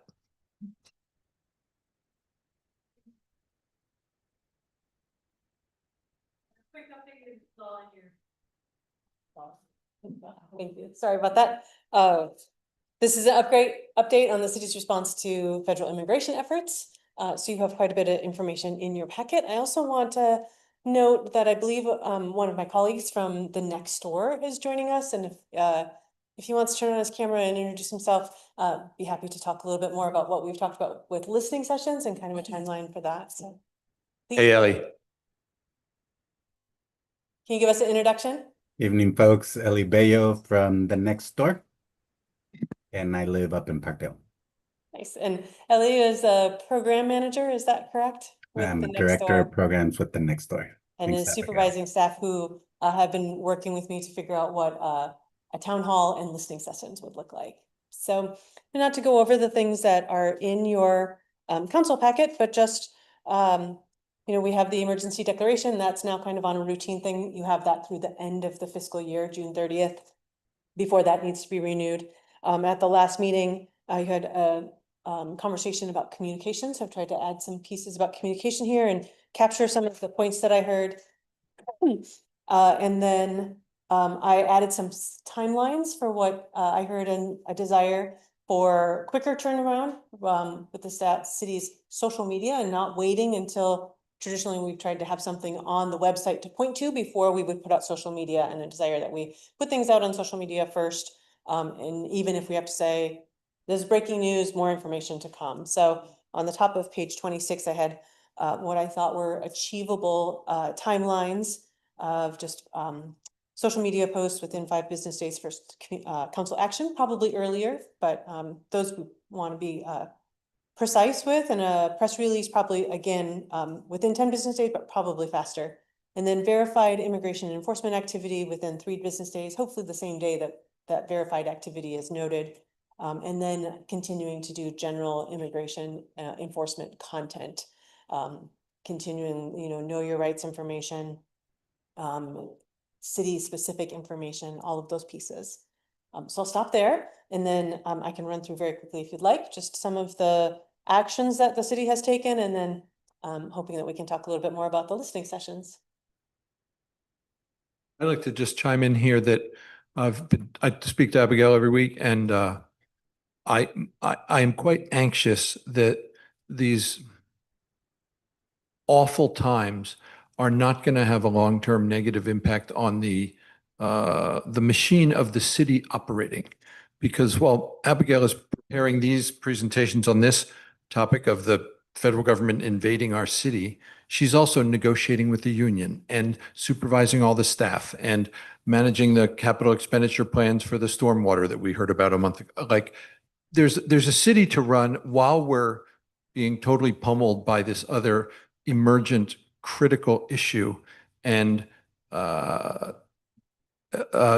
he wins if we break ourselves trying to survive these times. So let's just I want to send out a huge shout out to the city staff, all of whose job has gotten harder because we're worried, or we about to have a crisis invasion through the front door or through the ambulance or through the police car or whatever. So it's quite awful, and the awful is shared across the board by folks whose families are directly impacted, who we've heard from many times at the lectern, but the people providing the services of the city are working 2 jobs right now. And thank you.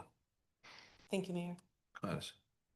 Yeah, I want to echo what the mayor has mentioned. Thank you, Abigail, for your leadership.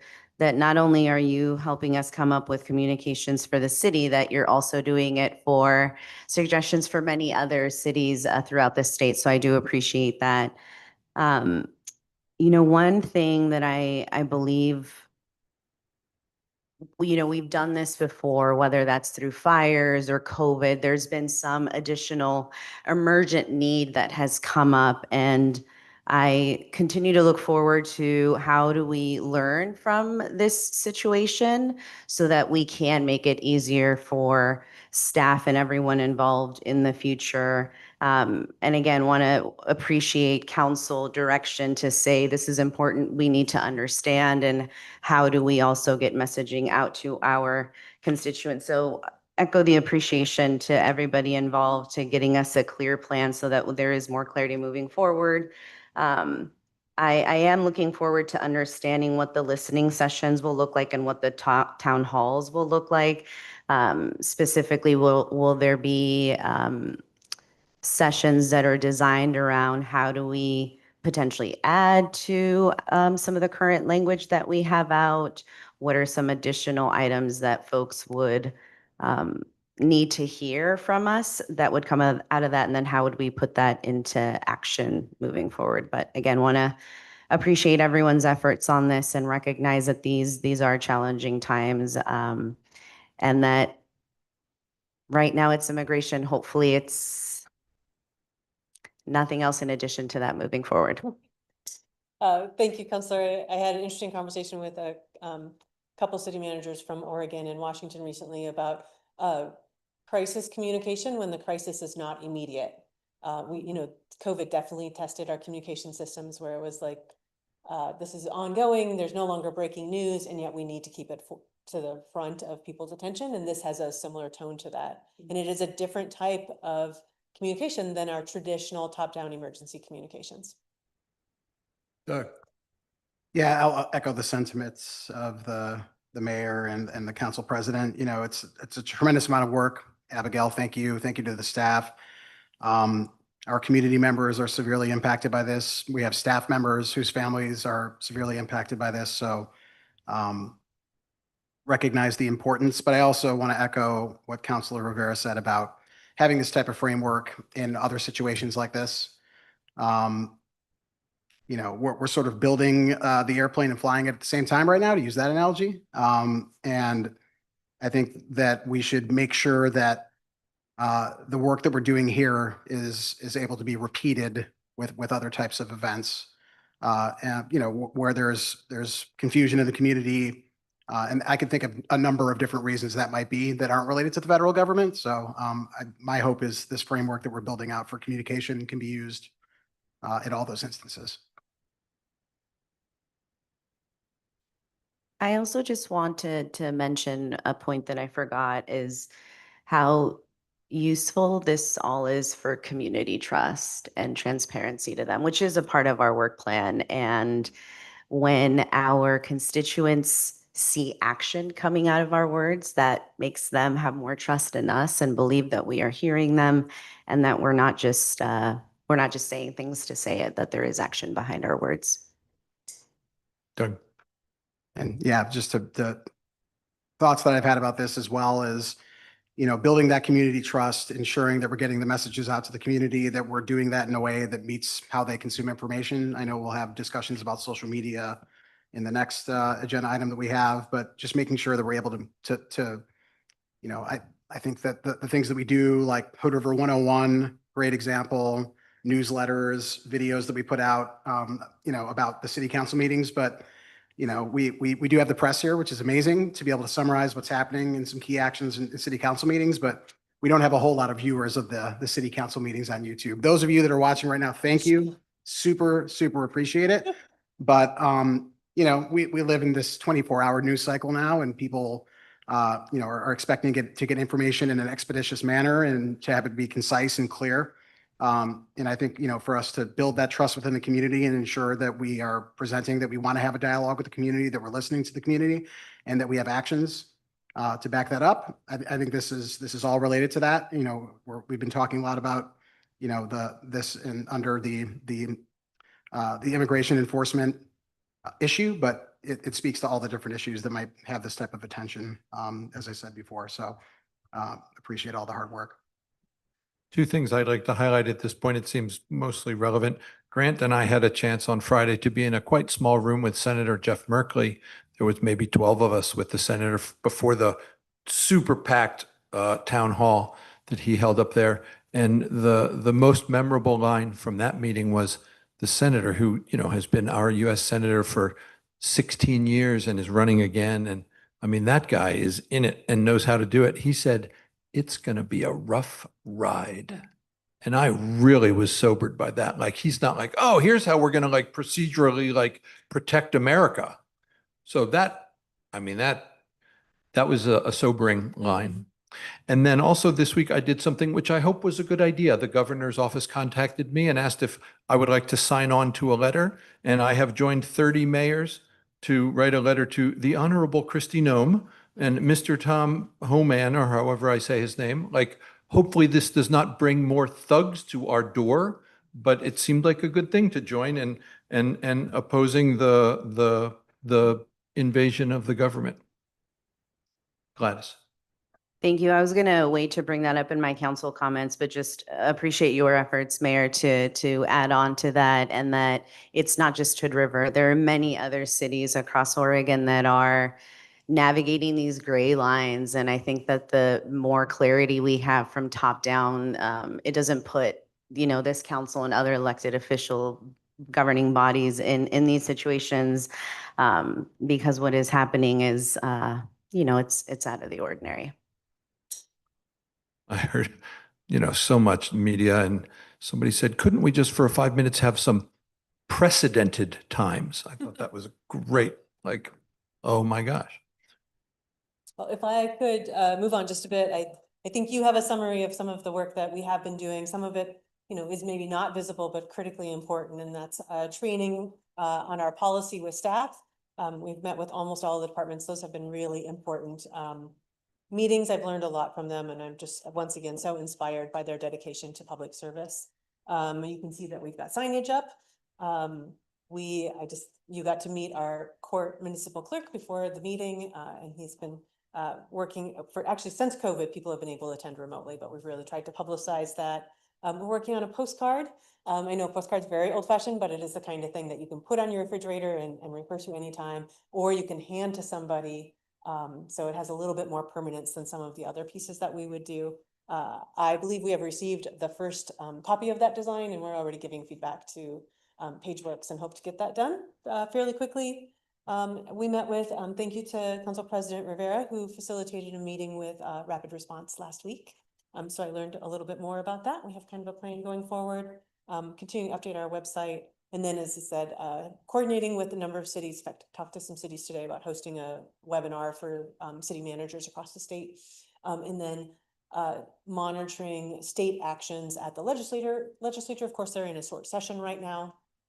So as I see those things come up, I will try to alert you if you as either as individuals or as an elected body wanted to weigh in on those as the legislature takes action. So lots of different levels, local level, state level, coordinating with other cities. But if I take a minute to just dwell more on listening sessions in a town hall. So back in December, when I presented you kind of a long menu, it was kind of overwhelming, a long menu of kind of options. I heard from you an interest in really wanting to hear from the community, not just the people who feel safe enough to come to city council and talk to you publicly, but also people who maybe are impacted who do not feel ready to come speak in a public forum. And so that's when I contacted the Next Door, who have lots of practice about listening sessions. So maybe if you could take a minute to tell us what that format might look like and how you recruit people and what the timeline would be. And what your cool background is, Ellie. Yeah, thank you, Mayor and City Council members. And also just a big shout out to Abigail. I know how busy she must be, and really her diligence and leadership through this process has been really inspiring. It's clear you're all supporting our community, which means a lot. And my cool background is the Templo Mayor in downtown Mexico City, the historic district. So thank you for asking on that, Mayor.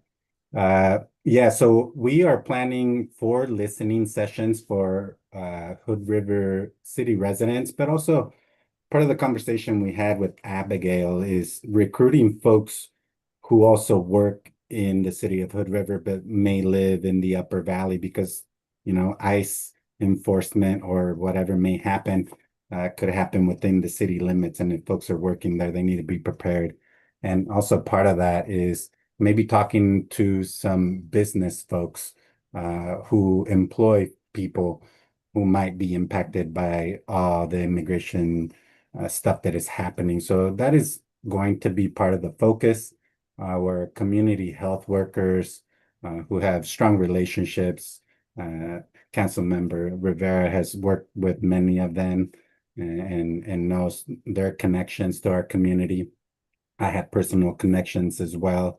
I really appreciate your thoughtfulness around the long-term impact of these sessions. And not only is it fear, but maybe it's also a lack of knowledge that people can attend council meetings, right? And so I think a really good opportunity will be that people get informed that, yes, they are open for people to come and listen and give opinions to the meetings themselves moving into the future. So hopefully, as you all talked about, this will help set the stage to not only increase trust, but also awareness of how to be civically engaged in our community.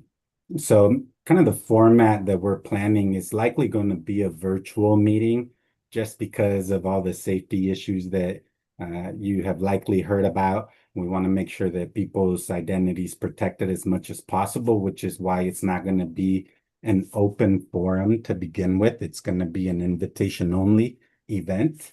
And we're looking at likely anywhere from 9 to 12 participants per listening session to make sure that people have enough time to give their opinions, to let you know what they're thinking, but also to ask them, did you know you can address city council, right? So it's going to be part of learning for participants as well as engaging them in what you all would like to know from them in terms of what's on their mind in this current climate that we're living in. We're thinking about a 90-minute listening session. So that's kind of the format that you're looking at. Do you have any questions that I could help answer? Abigail, you're on red. I don't. Oh, thank you. I'll add just quickly some other pieces we've talked to us 4 sessions. One, I asked to be focused on employers, as you said, because I think that's an important perspective. And then one also, Janet Hamada really advocated that we do one that's specifically for high school students, or that we think about youth and the impact that this is having, because it's a really unique pressure that maybe we as adults in our working lives are not thinking about. And then the other two being more general public. And then the other piece just is kind of the vision of what we originally had, although I realize the timeline, this is taking a long time, this is perhaps slower than we had all hoped, is that we would do 4 listening sessions and then a town hall that could be more public, could invite people to come and speak publicly, but then the Nextdoor would, at the town hall, provide an overview of what they heard in those listening sessions. So there would be some public accountability of what did we hear, but it would be, again, in a way that protects the people who participated and ensures their candor with you. Thanks, Abigail. Thank you both. Ellie, thank you for just giving us an overview of what we can expect to see. For confidentiality reasons, don't mention when the listening sessions are, but do we have a general timeline as to when these sessions would be initiated, and then potentially tentative date for when the town hall would take place? Yes, so we're looking at toward the end of February, mid-March for the listening sessions, and then sometime in April for the town hall meeting. And in between that town hall meeting, you'll likely get kind of a summarized report of what we heard, a written report of what we heard at the listening sessions. And also you'll hear from our team members at the town hall. Great, thank you so much, and appreciate your partnership and willing to step in and help us. As Abigail mentioned, the Nextdoor is expert. They are the experts in this. They're going to think about popular education. How do we think of different ways to make sure that folks have awareness and are truly empowered to come to either these meetings or to give their input during that time for any potential safety reasons. So just thank you for being willing to collaborate with us and for taking such good care of our constituents. It's near and dear to my heart. As you know, I'm an immigrant myself, and this impacts me personally. I was in Portland earlier or late last week at a consulate, and it occurred to me when I saw this dark tinted window vehicle, I jumped a little bit. And it's something that hadn't happened to me in the past. I have the privilege of, being documented and being able to walk freely, theoretically. But when I saw that vehicle, it gave me a sense of fear. And I even told my wife, you know what, I should have had you on speed dial and on speaker just in case. So it's real and unfortunate. So thank you all for your leadership and support of our communities. Thank you, Ellie. Ditto, Ellie. Thank you. Anna? Can you give us an idea better of how us as council can participate? Will there be, like, I'm thinking about the public meeting rules and the laws in our state. Will it be like 1 or 2 of us gets to participate in each session, or and then the town hall will be all of us, or what? Because I'm eager to participate. That's exactly right. Thank you, Counselor, for the question. I was just going to jump in and say, really eager, looking for the Nextdoor to provide us dates so that we can get those on your calendars. That I think we're looking at, 15 to 20 people. And so we don't want to, so probably 2 counselors who could attend, because we definitely don't want a quorum there. That would lead to any kind of public meetings law. I've also, I think I mentioned this early in the process, but also I've talked with the county administrator and the superintendent about if we create this, I want to put it around your schedules because you are busy folks. But if it works, so that the school board could send a member and or the county could send a member, because we are all serving the same public and would like them to be able to hear, rather than asking people from our community to testify and provide comment over and over. We have one session where representatives from all 3 of those bodies could participate. Again, not a quorum of any of them. And then a town hall would be something I try to schedule so that all of you could be there. And said that will have to be part of next door's job is the logistics, which is really sometimes the hardest. And one of those will be finding a place where we can hold something where a large number of people can attend inside city limits, because that's a requirement of our public meetings. My follow-up to that is for us is, once we get this information, will this be an agenda item, or what are we planning on doing with the information that we get from these listening sessions and then in the town hall? Like, I mean, is that something, once we have the dates, we can put something on our agenda and say, here's what we've learned, and here's, you know, our ideas for what our game plan is? Yeah, I would say yes, like a listening session would be, you know, take in this comment, maybe you have some comments and questions for people, but then another session in which you talk about what you want to act on. And part of the scope with the next door is to provide recommendations on things that they think city council could do. And then part of that might be an executive session with your attorney to figure out, you know, some of the legalities of pieces of that. But most of it would be a public session you would hold after the fact. Doug.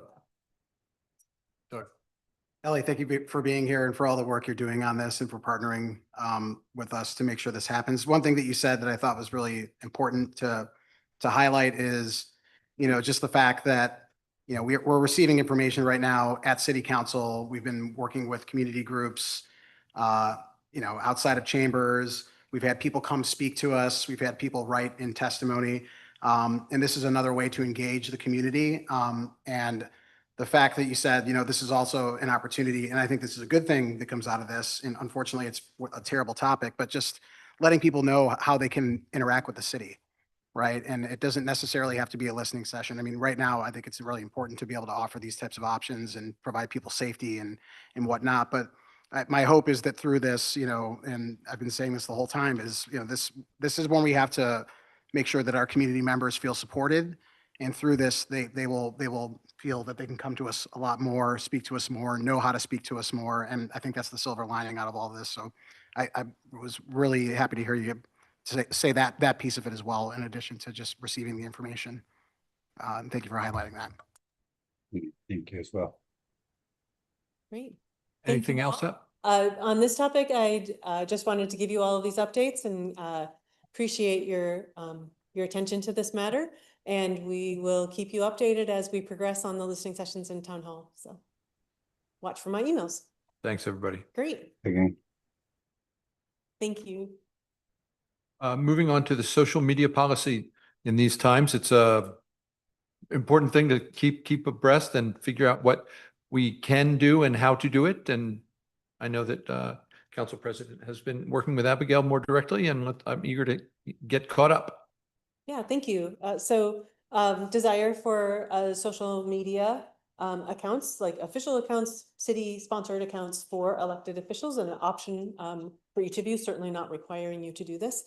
So took some time to identify what are some of the areas that we want to be clear. This is different than a personal account, and as an official government account, there are different rules and laws that we want to make sure that we're complying with. So I tried to compile all of those into kind of a draft policy. And Dan had provided me a really in-depth kind of comprehensive citywide policy, but my preference is to bring it down to a policy that is specific to all of you. And then we have a separate policy for the cities, you know, the city of Hood River accounts, the ones that speak on behalf of the city as opposed to individual elected officials. So you have the content there in front of you, and Dan and I are here for your questions and general feedback. And if we get a general sense of where you want to go, we can bring this back to you at your February 23rd meeting for adoption. I think it's such an interesting topic. I was at a rally recently and a high school kid asked me, like, are you allowed to say stuff? And I said, dude, the thing about being elected is you can say just about anything you want, because, you know, it's out there, and then I get evaluated every 4 years or 2 years, in my case, 2 years, your case, 4 years, versus Abigail is like quite restricted in what she can and can't do. But there's like the tracking and recording. If we're going to, you know, officially speak in our roles, somebody has to, you know, keep a copy. Like back in the old days, you would have a chronological file of paper, but I'm excited for us to modernize where we're at on this a bit more. Great. Gladys. I just, thank you, Abigail. Thank you, Dan and staff who've been working with this. As we talked about a previous item, right? Like what is our response, and something that we've chatted in our check-ins is how do we help you, right? And what do those talking points look like so that they're all aligned? We're saying that consistently same things as much as possible, but yes, also recognizing that, our First Amendment gives us the right to free speech. So how do we balance all of that? So I just want to thank you for getting everything together. And as you mentioned, not something that all of us have to take on, but I think this is a way that we can support our city staff in communication efforts moving forward.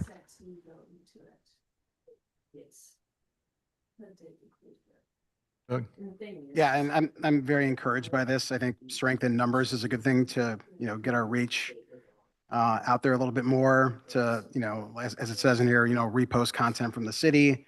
I think there's certain things that are in here that should be obvious to us at this point, but I think, the thinking for me, at least, just thinking if I had a social media account wouldn't change about, oh, well, this is what the city thought, but this is what I thought, or what the council thought, and this is what I thought, right? Like, so this isn't an attempt to usurp any sort of that, right? But I think, just being able to post content, speak to, things that were discussed at a city council meeting in a small sound bite, just to make people aware of where they can watch things, reposting, all these sorts of things. This is how a lot of the people in our community consume information. And there's a lot of garbage that's out there on social media, but there's a lot of good stuff too. It takes a lot of mental gymnastics, I think, sometimes to figure out what is good information, what's not good information. But one thing that I know in my personal life is, getting information from the city of Hood River is a lot better than getting information from, social media rant on a community page, right? So us being able to have that presence out there, because we're not going out there and arguing and debating with people in comment sections with, that are riddled with bots and people that don't live in the community or people that are just trolling and whatnot. I think this provides us an opportunity to still engage with the public in that media form without stooping to sort of the bad sides of social media. And I think some of the work that's been put here and what I've read in here and what, Councilor Rivera, you had shared with me, sort of what they do at the state level and whatnot, it all seems very well-defined and not ambiguous about, what we should and should not be doing. So I thought that this was really informative and put some good guardrails in there about what this is for and what this is not for. So thank you for the work that's been spent on that. Thank you. I'm just going to kind of run through here and say scope and content, if there were any questions. One of the things I don't know if there needs to be a clarification about it, but one of the things that popped in my mind is that I know that some counselors, I'm the only one here who has not had to run an election, but we'll have like campaign accounts. And I know that what we're talking about here is kind of like, hi, I'm an elected official. This is my official, like Facebook or Instagram account. Is this also a policy for counselors who would have like a campaign account? That's a great point. And we should probably add some language that this is not to be conflated with campaigns. Thank you. And Dan, I appreciate you being here. Please chime in anytime. Don't let me speak on your Right. behalf. This is not for campaigns because we cannot devote public resources to partisan campaigns.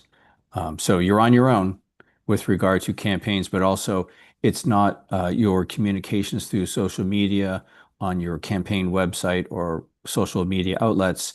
That's not considered subject to the public meetings or records laws.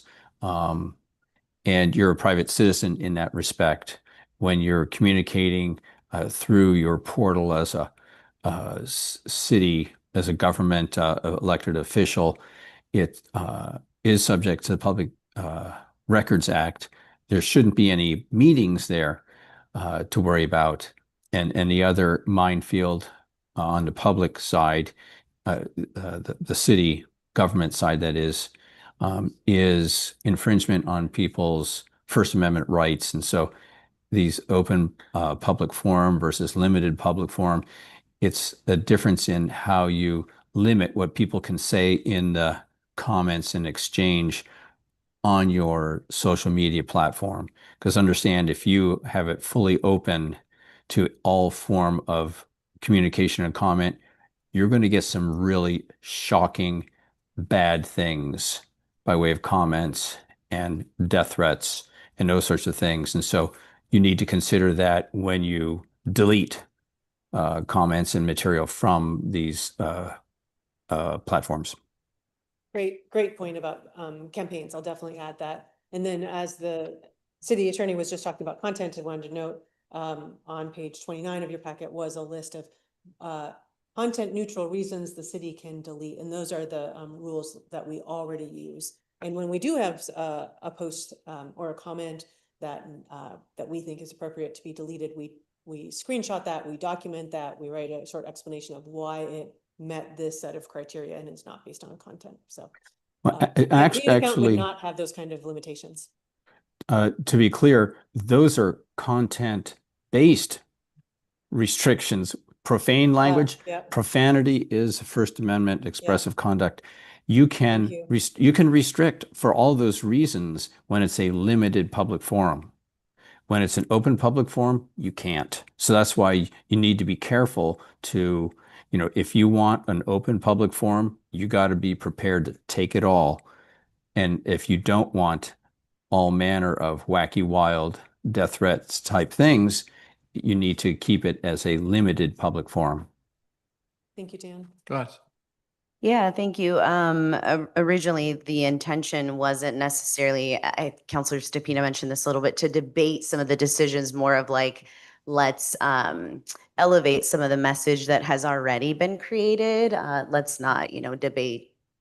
I think this decision was valid or wrong moving forward, and appreciate the clarity that Council Mitchell was asking for. I had a similar question written down, and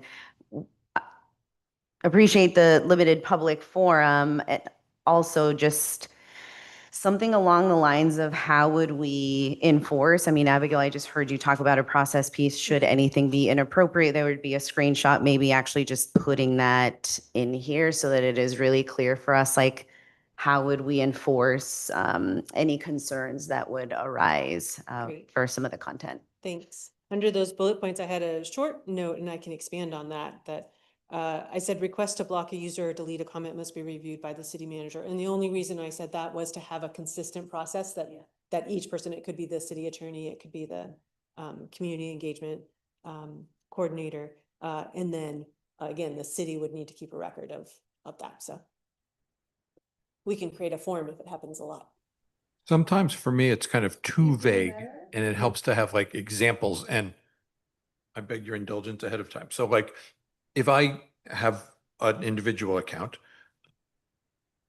I don't think it's like forbidden for me to say, oh my God, Doug was so dumb in what he said. That's not forbidden. It's like not nice. Yeah. And it's like politically like clumsy and ill-advised for accomplishing my goals selfishly, because like we work together, but making the distinction helps me understand it a bit more. We're talking about like the hateful comment from the viewers. Like I get that, but like code of conduct on council nearly, but not quite, translates into code of conduct among ourselves on social media. And that's not so obvious to me. And actually, Mayor, I have another distinction for you, which is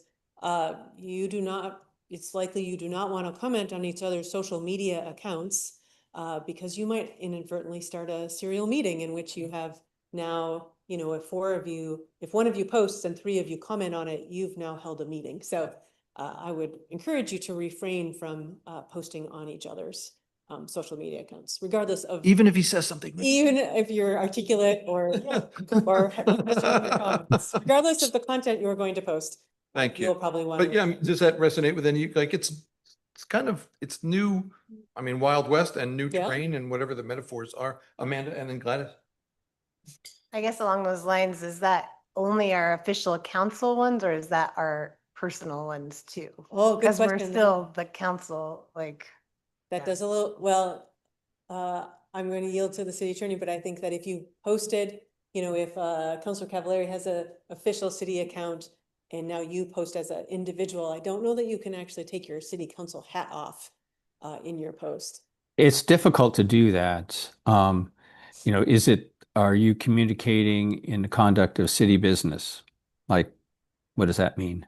I think even Yes if or you no? said like, in my individual opinion, or maybe you could post on the like cute puppy dog post, because that's not coming before council, but if there was a topic that may eventually end up on one of your agendas, you would have to be very careful about posting. And it's easy to avoid altogether. Actually, we do animal control, so no cute puppy dogs for you guys. But if you could clarify this limited public forum thing again, I don't understand. Is that something that we set? Is that like a setting? Dan, do you want to give us a quick overview of? Yeah, limited a public good forum? example is if we want to, for example, on the city's Facebook page, kind of old school Stone Age technology, want comments on a proposed, like a project, like running sewer over to a tax lot 600. You can solicit comments on that, and people can comment on that. And if they start talking about your mother having sex with farm animals, those can be deleted as off topic and outside of the confines of the limited public forum for which this conversation was established. And that's what the kind of results you sometimes will get.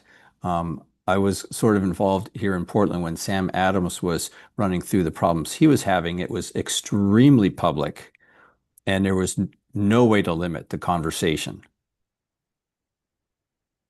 So it doesn't crop up in smaller cities, smaller jurisdictions, but be mindful of, limiting the public forum for specific topics, soliciting comments on this or that, or expressing your views on this or that. And if it comes off topic and it gets into the outrageous, we delete those. And last time I checked, we don't have to retain that comment string. We just delete it as being off topic outside of the limited public forum subject.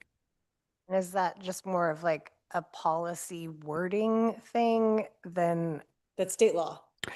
Well, it's kind of case law, but yes, you would establish this and make clear that, here, this conversation, I'm looking for input on X, Y, and Z subject. If you're just pushing information out one way direction, that's no problem. It's when you open up the social media platform for two-way conversation and people can comment on each other's comments, then it's really hard to restrict it, but you do what you can, early and often to limit the scope of the conversation so that no one can object when, you delete the profanity and the outrageous comments. You say, hey, this was set up for this conversation. Your comment was way outside. We did not allow it to be posted. And so the claim you would get is potentially a lawsuit, a First Amendment lawsuit that you infringed on their constitutional right to free expression because, hey, you had an open public forum. An example of open public forum is the town square, where people can get on their soapbox and say anything they want about any topic they want. So it's more like a disclaimer that we put? I'm just trying to Yes. understand the actual. It's being able to limit, like in this meeting, we limit public comments to 3 minutes a person, right? Yeah. At the salmon fountain, people can stand there and talk as long as they want. Right. So the fact that this is a limited public forum, that is a public forum. And So we just put that on our Facebook page, and in that way we're covered. And when we delete, we can be like, well, we Right. told you it was limited. yes. I think the 3-minute comment is not limited. That's an open public forum. And you don't Because get we it can that talk about much. whatever. But some jurisdictions get outrage, obscenity, screaming. That's 3 minutes of comment. They're allowed to do that. First Amendment protects the right to redress your local government. There you go. That's unlimited. And you can't tell them, hey, no F-bombs in the city council meeting, you're out of here. That's a violation of First Amendment rights. Councilor Yeagy's bringing up a really important piece of all this from what I've seen in other elected official accounts is that within their profile, they do have a link to all their policies. So it's very clear up front when a message is deleted that it was on my page, it's linked on there, and you violated some of the policies that we have, and therefore that's why your comment has been deleted, just so that folks know the type of accounts. And if we want to be really clear about maybe some scripting that we add to these profiles that are consistent, we can have that conversation as well. My other question is just, what do you need from us moving forward so that we can continue to have these discussions? It sounds like at another meeting, and then when do you see some of these policy pieces with what has been brought up today added so that these can come to fruition? Thank you. I think what I'm hearing right now is that this is on the right track. There's a little bit of polishing to do, and I want to consult with Dan and really lock this in. But I can bring this to you at your next meeting if it's okay, and just bring it on consent.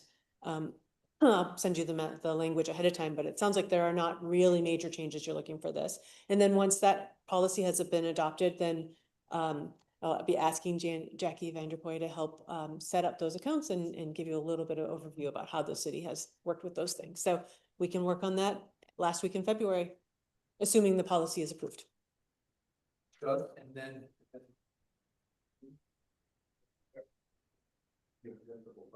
Go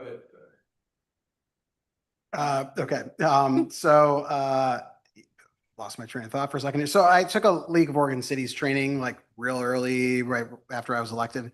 And just like to the other counselors, I would just say like similar to like when we discussed like having devices and whatnot, we had discussions at that training about social media, and they're like, yeah, you can run with this account and have your personal account, but you can't start like conducting city business, because if you do, or any of that, like on your personal account, then you're subject to, Freedom of Information Act requests and all these sorts of things. So whether y'all want to post or not, I think at least having that, if you ever want to say something like, oh, I'm really proud that we passed this today, like saying that on your personal page, it's a bad idea, right? So I think, we might all have different appetites about what we want to post and, or like how often we want to post and that sort of stuff. But I think this to me is just procedurally pretty clear. Like, I know that if I'm going to run for office, I can use this account. I know if I'm going to talk about indie rock, I'm going to use my regular account, or the Bears or whatever, the Bills if you're Ben. And then I have my official city account. It just allows me to feel a lot more safe about communication, and where those right, accounts can be for the right types of things, right? So that's why I'm also encouraged about this. This may be a question for Dan. Given what Councilor Stupina just talked about, and given the linked nature of social media accounts, how a lot of them are linked to personal accounts, require personal verification through an individual's cell phone, through individual accounts or other personal identifying information in order to verify that that user is indeed that individual, and thus linked to the individual through personal identifiers.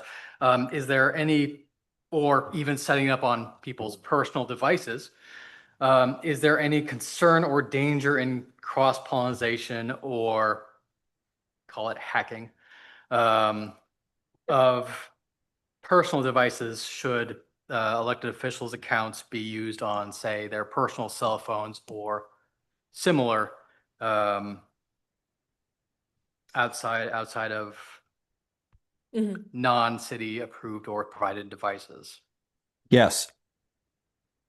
Any protections or concerns that city council needs to be aware of about that before city council takes action?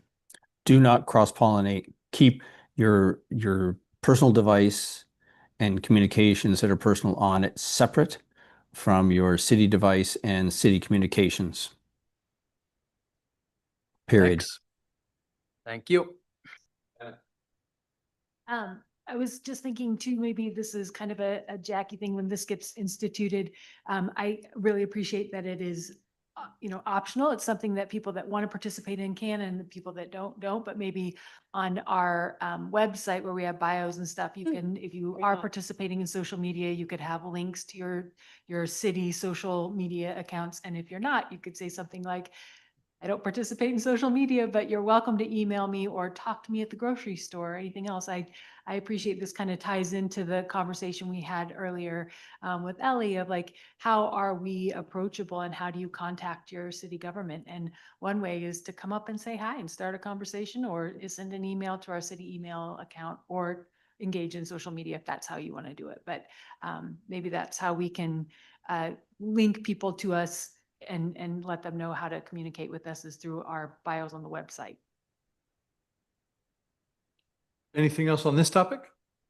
We're going to take a break and then finish off the last bit. We have an executive session and we'll be back in 4 minutes.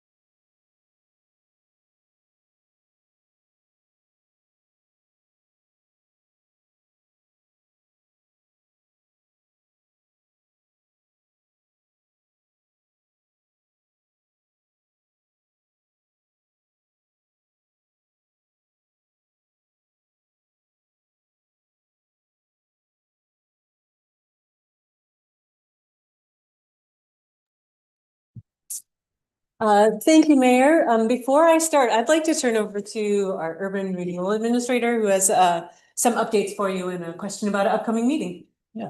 Thank you. So tentatively, we think we would have the 30% designs for the Taylor Avenue enhanced pedestrian bike crossings and the enhanced crosswalks at Taylor and A Streets ready to show at the March 9th meeting, and wanted to ask your opinion. We've traditionally liked to have 1 or 2 joint meetings with the advisory committee every year, and we haven't had one of those in a while. And so wanted to ask thoughts on March 9th for a joint meeting, joint agency board advisory committee meeting to receive the 30% designs for the Heights project. That'll be a chance to meet together, and also would save us the consultants having to present it twice. And March 9th is one of your regular standing meetings. So Yes. you're joining you for the first part of that meeting. Chair Stupina?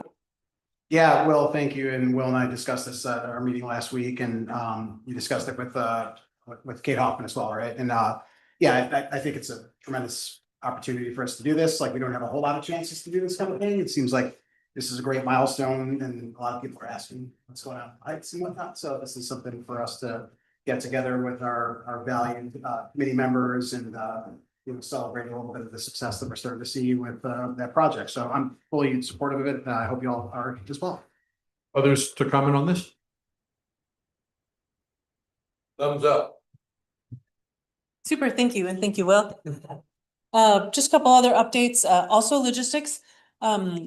It had been pointed out to me that March 23rd is the beginning of spring break, so I checked in with all of you, and there was a thank you all for being, most of you were really very willing to be flexible, but there was a preference for March 30th, so let's plan to hold the meeting that day instead of the 23rd. I will ask the city reporter if we can look at changing my schedules when I meet with you, so that'll prep that time, so that you'll be ready for the meeting, but we will get you all of that information. And should we try to get Mark Bailey that morning as well? Abigail, I know that's another. Reach out to him, that's a great thought. We generally meet with him before our second meeting of the month, so. He does, just a public shout out to Mr. Bailey. He really does his homework. He often watches our meetings. He has read the packet. He's always very prepared. I don't love being on the radio, but I do enjoy talking to him. Mark, I don't know if you're listening, but I have an alarm on my phone at 11:55 every day, because I'm like, oh, in 5 minutes, I'm going to listen to Mark.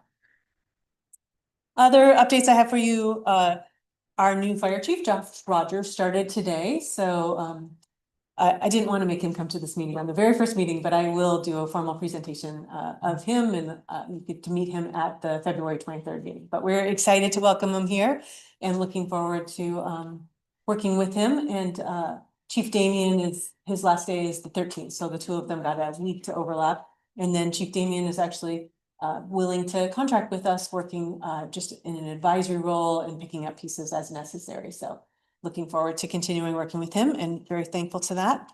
I also want to note the port received the ACEC Oregon Project of the Year Award this year. So congrats to our colleagues at the port for its response to the incident that happened on June 23rd, 2024. This is where the truck was carrying a piece of equipment that then rose up and impacted, I think it was 6 overhead portal braces. So that was a major piece, and they did a great job of the communication and doing the emergency corrections and getting that really critical bridge back on track. So congrats to our colleagues in the port. And then my last question or comment for you is, at the last meeting you had in the public comment section, someone came and asked you to look into licensing cats, and I don't think you got a chance to discuss that at the end of that meeting. So I don't know if you had any time to think about that, or if there's you want to discuss it at a future meeting, or if you have any direction from me, I'm happy to follow up with that resident if there's questions you might have, or I just wanted to close the loop on that one. So much happens from the beginning of the meeting to the end of the meeting. I forgot to bring that up last time.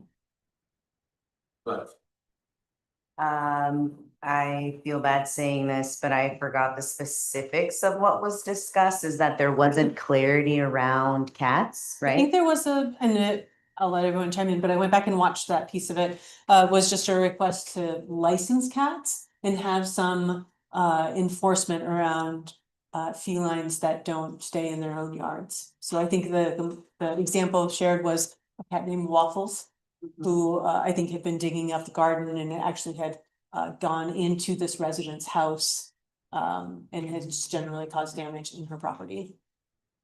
Her property being her garden and her yard, not necessarily in her house, but an unwelcome intrusion. I'd be open to just having the discussion for licensing cats. It sounds like that doesn't take place and that does create an inequity for dogs, right? Like that's clear. Should that be clear moving forward? In regards to policies around their yard versus my yard, I think if we follow whatever we have in process and if we don't already have a policy that's set in place, open to hear what my peers think. Amanda. I guess one question that comes up for me is like enforcement of that too. I mean, I could be wrong, but I don't even know if like dog licensing is really enforced unless they get picked up and they're not licensed, right? So like, and then like, do we have we have the talks with the shelter and the sheriff's office and stuff like that. So I think all that's a factor too of like staff and responding and how does that look like if you get a call? And I don't know if we can make all cats be inside cats. Like, is that something that we can really do? I don't know. I think it's an interesting, never thought about that before. So it's piqued my interest, but I have a lot of questions surrounding it, so. Doug. I mean, we heard from one resident who's kind of bucking the trend of how everyone in the country kind of deals with cats. We have a chamber full of people that want to license cats and figure out how to keep cats in yards and everything. I'm all for it, but this seems like an isolated incident. Often how we handle a topic in this area is, are there four of us that want to talk about it? That's kind of the acid test. Give me 4 thumbs and I'll put it on the agenda. Nope. All right, thank you for that. I just needed that clear direction and I'm happy again to respond back to the resident, let her know, council at this time is declining to take an action, but I can also explore with her if there are other things, certainly I'm a big fan of mediation. And so Six Rivers Dispute Resolution might be able to help her have a conversation with her neighbor or some other resources. So I'll have that conversation with her. Thank you. Those are my comments for tonight. Thanks. Committee reports. Anna. Nothing for me. Ben. Bad time for a week then. CAT meets on Wednesday, February 18th. Oh, the other cat. Yes, and I think they have licenses for their bus drivers. So. Gladys. Thank you. MCAC did meet, and I completely apologize. I did not send you all the point in time overview. So I will send those all to you as a highlight, just so that you have awareness around what that survey did bring, some of the outcomes. And again, Hood River County is still one of the highest utilizers of those services. So I'll send that link to you all, and then maybe I'll bring up some of the highlights at the next council meeting during comments. The Saruta board meets on the 11th. As I mentioned in our last meeting, the Saruta students will be coming to Hood River this next coming month in March. More to come there. Just going through my notes. The county doesn't meet until next week, so I'll have an update for you all at the next meeting. I do have an opportunity to attend some community partner meetings that are specific to ICE in our community. The last meeting that we had was really around Mr. Sharp presenting, who's one of the attorneys here in our area, some of current laws that and processes around that. There will be another one tomorrow And then I still continue to attend additional meetings specifically for immigration that are with other elected officials across the state, just having these conversations. Where are these gray areas? What are other cities doing that we could all potentially replicate? The letter was brought up that the mayor did sign, so thank you to our mayor for signing on to that. That's everything for committee updates. Thank you. Doug? None for me this week. Grant? None. Amanda? Nothing. Couple things from me. I work in Klickitat County and drive on 14. And next time you go to Dickey's Farms to get corn, which will be soon, holy smokes, like 60 housing units. Apparently some will be occupied in May. Like these are small apartments, like sixplexes, and there's like 10 of them. It's like a huge amount of housing right over there, which is not our doing. And I don't truthfully know if they have STRs, but I was communicating with the mayor over there a little bit. Like, that's a great development. I'm so excited about that. Just a private developer named Mackenzie, and you can Google Bingen Mackenzie, whatever, and learn about it. But wow, awesome. Whoops, my thing went away. Sorry. I also, I'm the port is the commissioner I'm in liaison with, and I asked Commissioner Tour over there for some stats about the use of the bridge, and he was able to give me hourly stats on a weekday and a weekend, and it was so fun looking at that and pondering and, ooh, what does that mean? And the busiest hour on the bridge is inbound to Hood River at 8 a.m., which surprises no one. Like, I get it. But it's a little bit more spread out in the evening going the other way. But what that means and the implications for our workforce and our residents and our businesses, and I don't know, it was fun to realize that data collection, thing enables us to have that kind of information, and that was fun to learn about and ponder. And I'd be happy to bring that if others are interested in, we could drill down quite a bit further.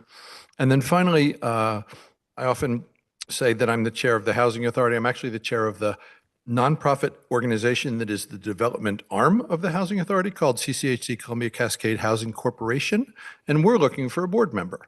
And the Housing Authority is made up of electeds, but CCHC is simply a nonprofit. So if anybody has great ideas for, not surprisingly, it's mostly, white men of about my age. So if anybody has a way we could expand the richness of that board, we're looking for a volunteer. That's all for me. Council comments. Amanda. I don't think I really have anything. Grant. Nothing. Doug. I just wanted to speak briefly on, I think Abigail brought it up during the discussion we had earlier with the next door and whatnot about how, or maybe it was your comments. I can't remember exactly what you said, but you talked about when Gladys had facilitated the meeting with Rapid Response. I was part of that meeting, also with Chief Holste. I just wanted to say I thought that was a really good meeting for understanding how we can receive communication from organizations like the Rapid Response, just to understand what's going on the ground. So that's, we've been talking a lot about pushing information out, but this was another, like the listening session is an opportunity to learn about how we receive information. And so the other thing I wanted to mention is I saw Dan Rayfield's office put out, this wasn't just created, but just for people's awareness. If, as we were talking about, like what our police response usually is and is not, if residents want to document something that's happened in regards to an ICE event, there is a really good way to do that via the Attorney General's office. So Dan Rayfield's office has a form where you can, upload video and upload pictures and descriptions of events and whatnot. So that if somebody wants to share something about that, that with the Attorney General, it's very easy to do that. So I would encourage, community members to go to the Attorney General's website to look that up and see how that form works. And I went to it yesterday. Seems pretty easy to use. So that's another way to get information out to, the Attorney General's office, which I think it's great that they're collecting that information, but also making it so easy to use. Thanks. Gladys. Yeah, I also want to thank our chief, Jackie, Abigail, Counselor Stepina, and Martha from the Rapid Response Group, just to have a discussion around how do we collaborate, how do we replicate processes that already exist, what does communication look like moving forward, and just appreciate folks taking the time to sit down to how do we support each other during these times. I also wanted to mention something that continues to get brought up, and so I think it's just important to say something. I've also seen some messaging from the county around the amount of scam calls that are taking place, specifically saying like, hey, we're the county, you owe us money. So maybe we can have some messaging around that, like what would the city, how does that process work so that we don't have any member of our community giving money. I recently heard an article that a local individual was scammed out of $100,000. So I think it's really important as we start talking about, how does the city engage with folks, and really appreciate some of the videos that I've seen recently around identifying public works and what the police does or doesn't do, just in communication specifically to ICE. The other point that I wanted to bring up is during my check-in with Abigail, we were looking at draft retreat agenda. And I just wanted to offer my 2 cents of what historically the retreats have included in the agenda. Usually it's been a time where we sit and discuss our council plan, what is working well, what is not, how are we measuring success? At our last meeting, we had a longer discussion around communications. But there was one question that came up there that for me, I was a little unclear about, and just something for you all to think about as you continue your next check-in with Abigail around what you'd like to see on there, and if we all want to stick to a work plan or not, what has worked well, what has not, what does a work plan look like for the remainder of the year? In our bylaws and our policy chart, the bylaws and charter, it's really clear about council process. So for example, the mayor sets the agendas during the calls. If the mayor calls on you, you can say whatever you want. We all talked about freedom of speech earlier. I can say whatever I want during that time. I can say whatever I want during council comments. It can be as short as long as I'd like for it to be. The mayor can't stop me from saying something. So I just I'm not understanding if there's a question around how our policy for process works as far as like council procedure, because I felt like there might have been some confusion. So instead of just assuming, I rather just bring it during my time here in council comments.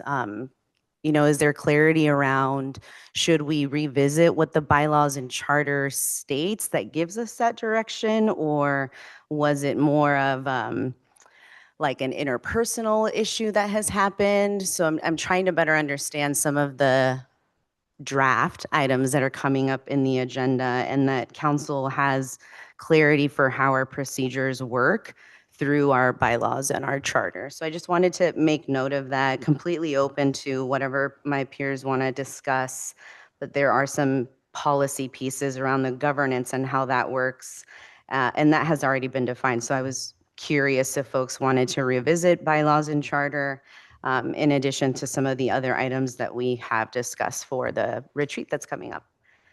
Besides that, that is everything for me. Thank you. Ben. Nothing from me. Anna. I'll be fast. I just appreciate Dan's comment and Amanda, your question about public versus limited forum. I thought, or open versus limited forum, and I thought it was really interesting that Dan brought up that like during public comment, it is a pretty open forum. Like anybody can come and talk to us about whatever they want. And I'm curious if before each of our meetings, I always like go back to our mission. And what it is that city government does. And our mission actually says, provide essential services at the lowest possible cost to continually enhance the quality of life in Hood River. And when I think about what essential services are, that's public safety, So the ICE and then the scam thing that you just brought up, Gladys, infrastructure and utilities, administrative and regulatory stuff like building permits, code enforcement, land use.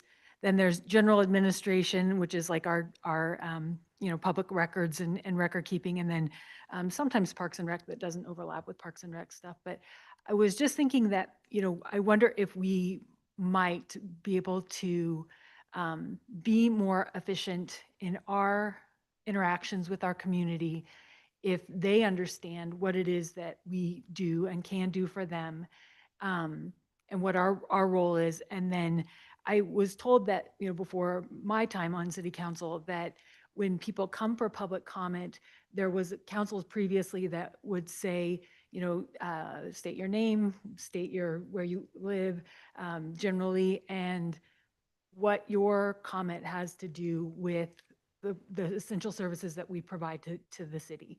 And then that kind of narrows the scope, and they can still speak to us about whatever it is they want to talk to us about, but it's helpful for us to understand, why are you coming to us? What can we do for you?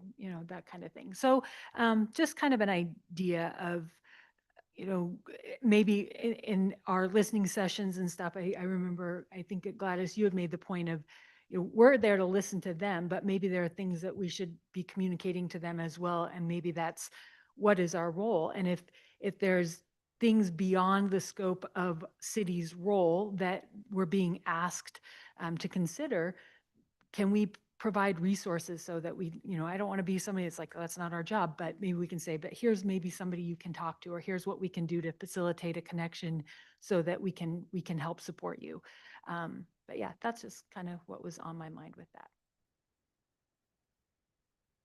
Thank you. That brings us to the executive session. I will read the script.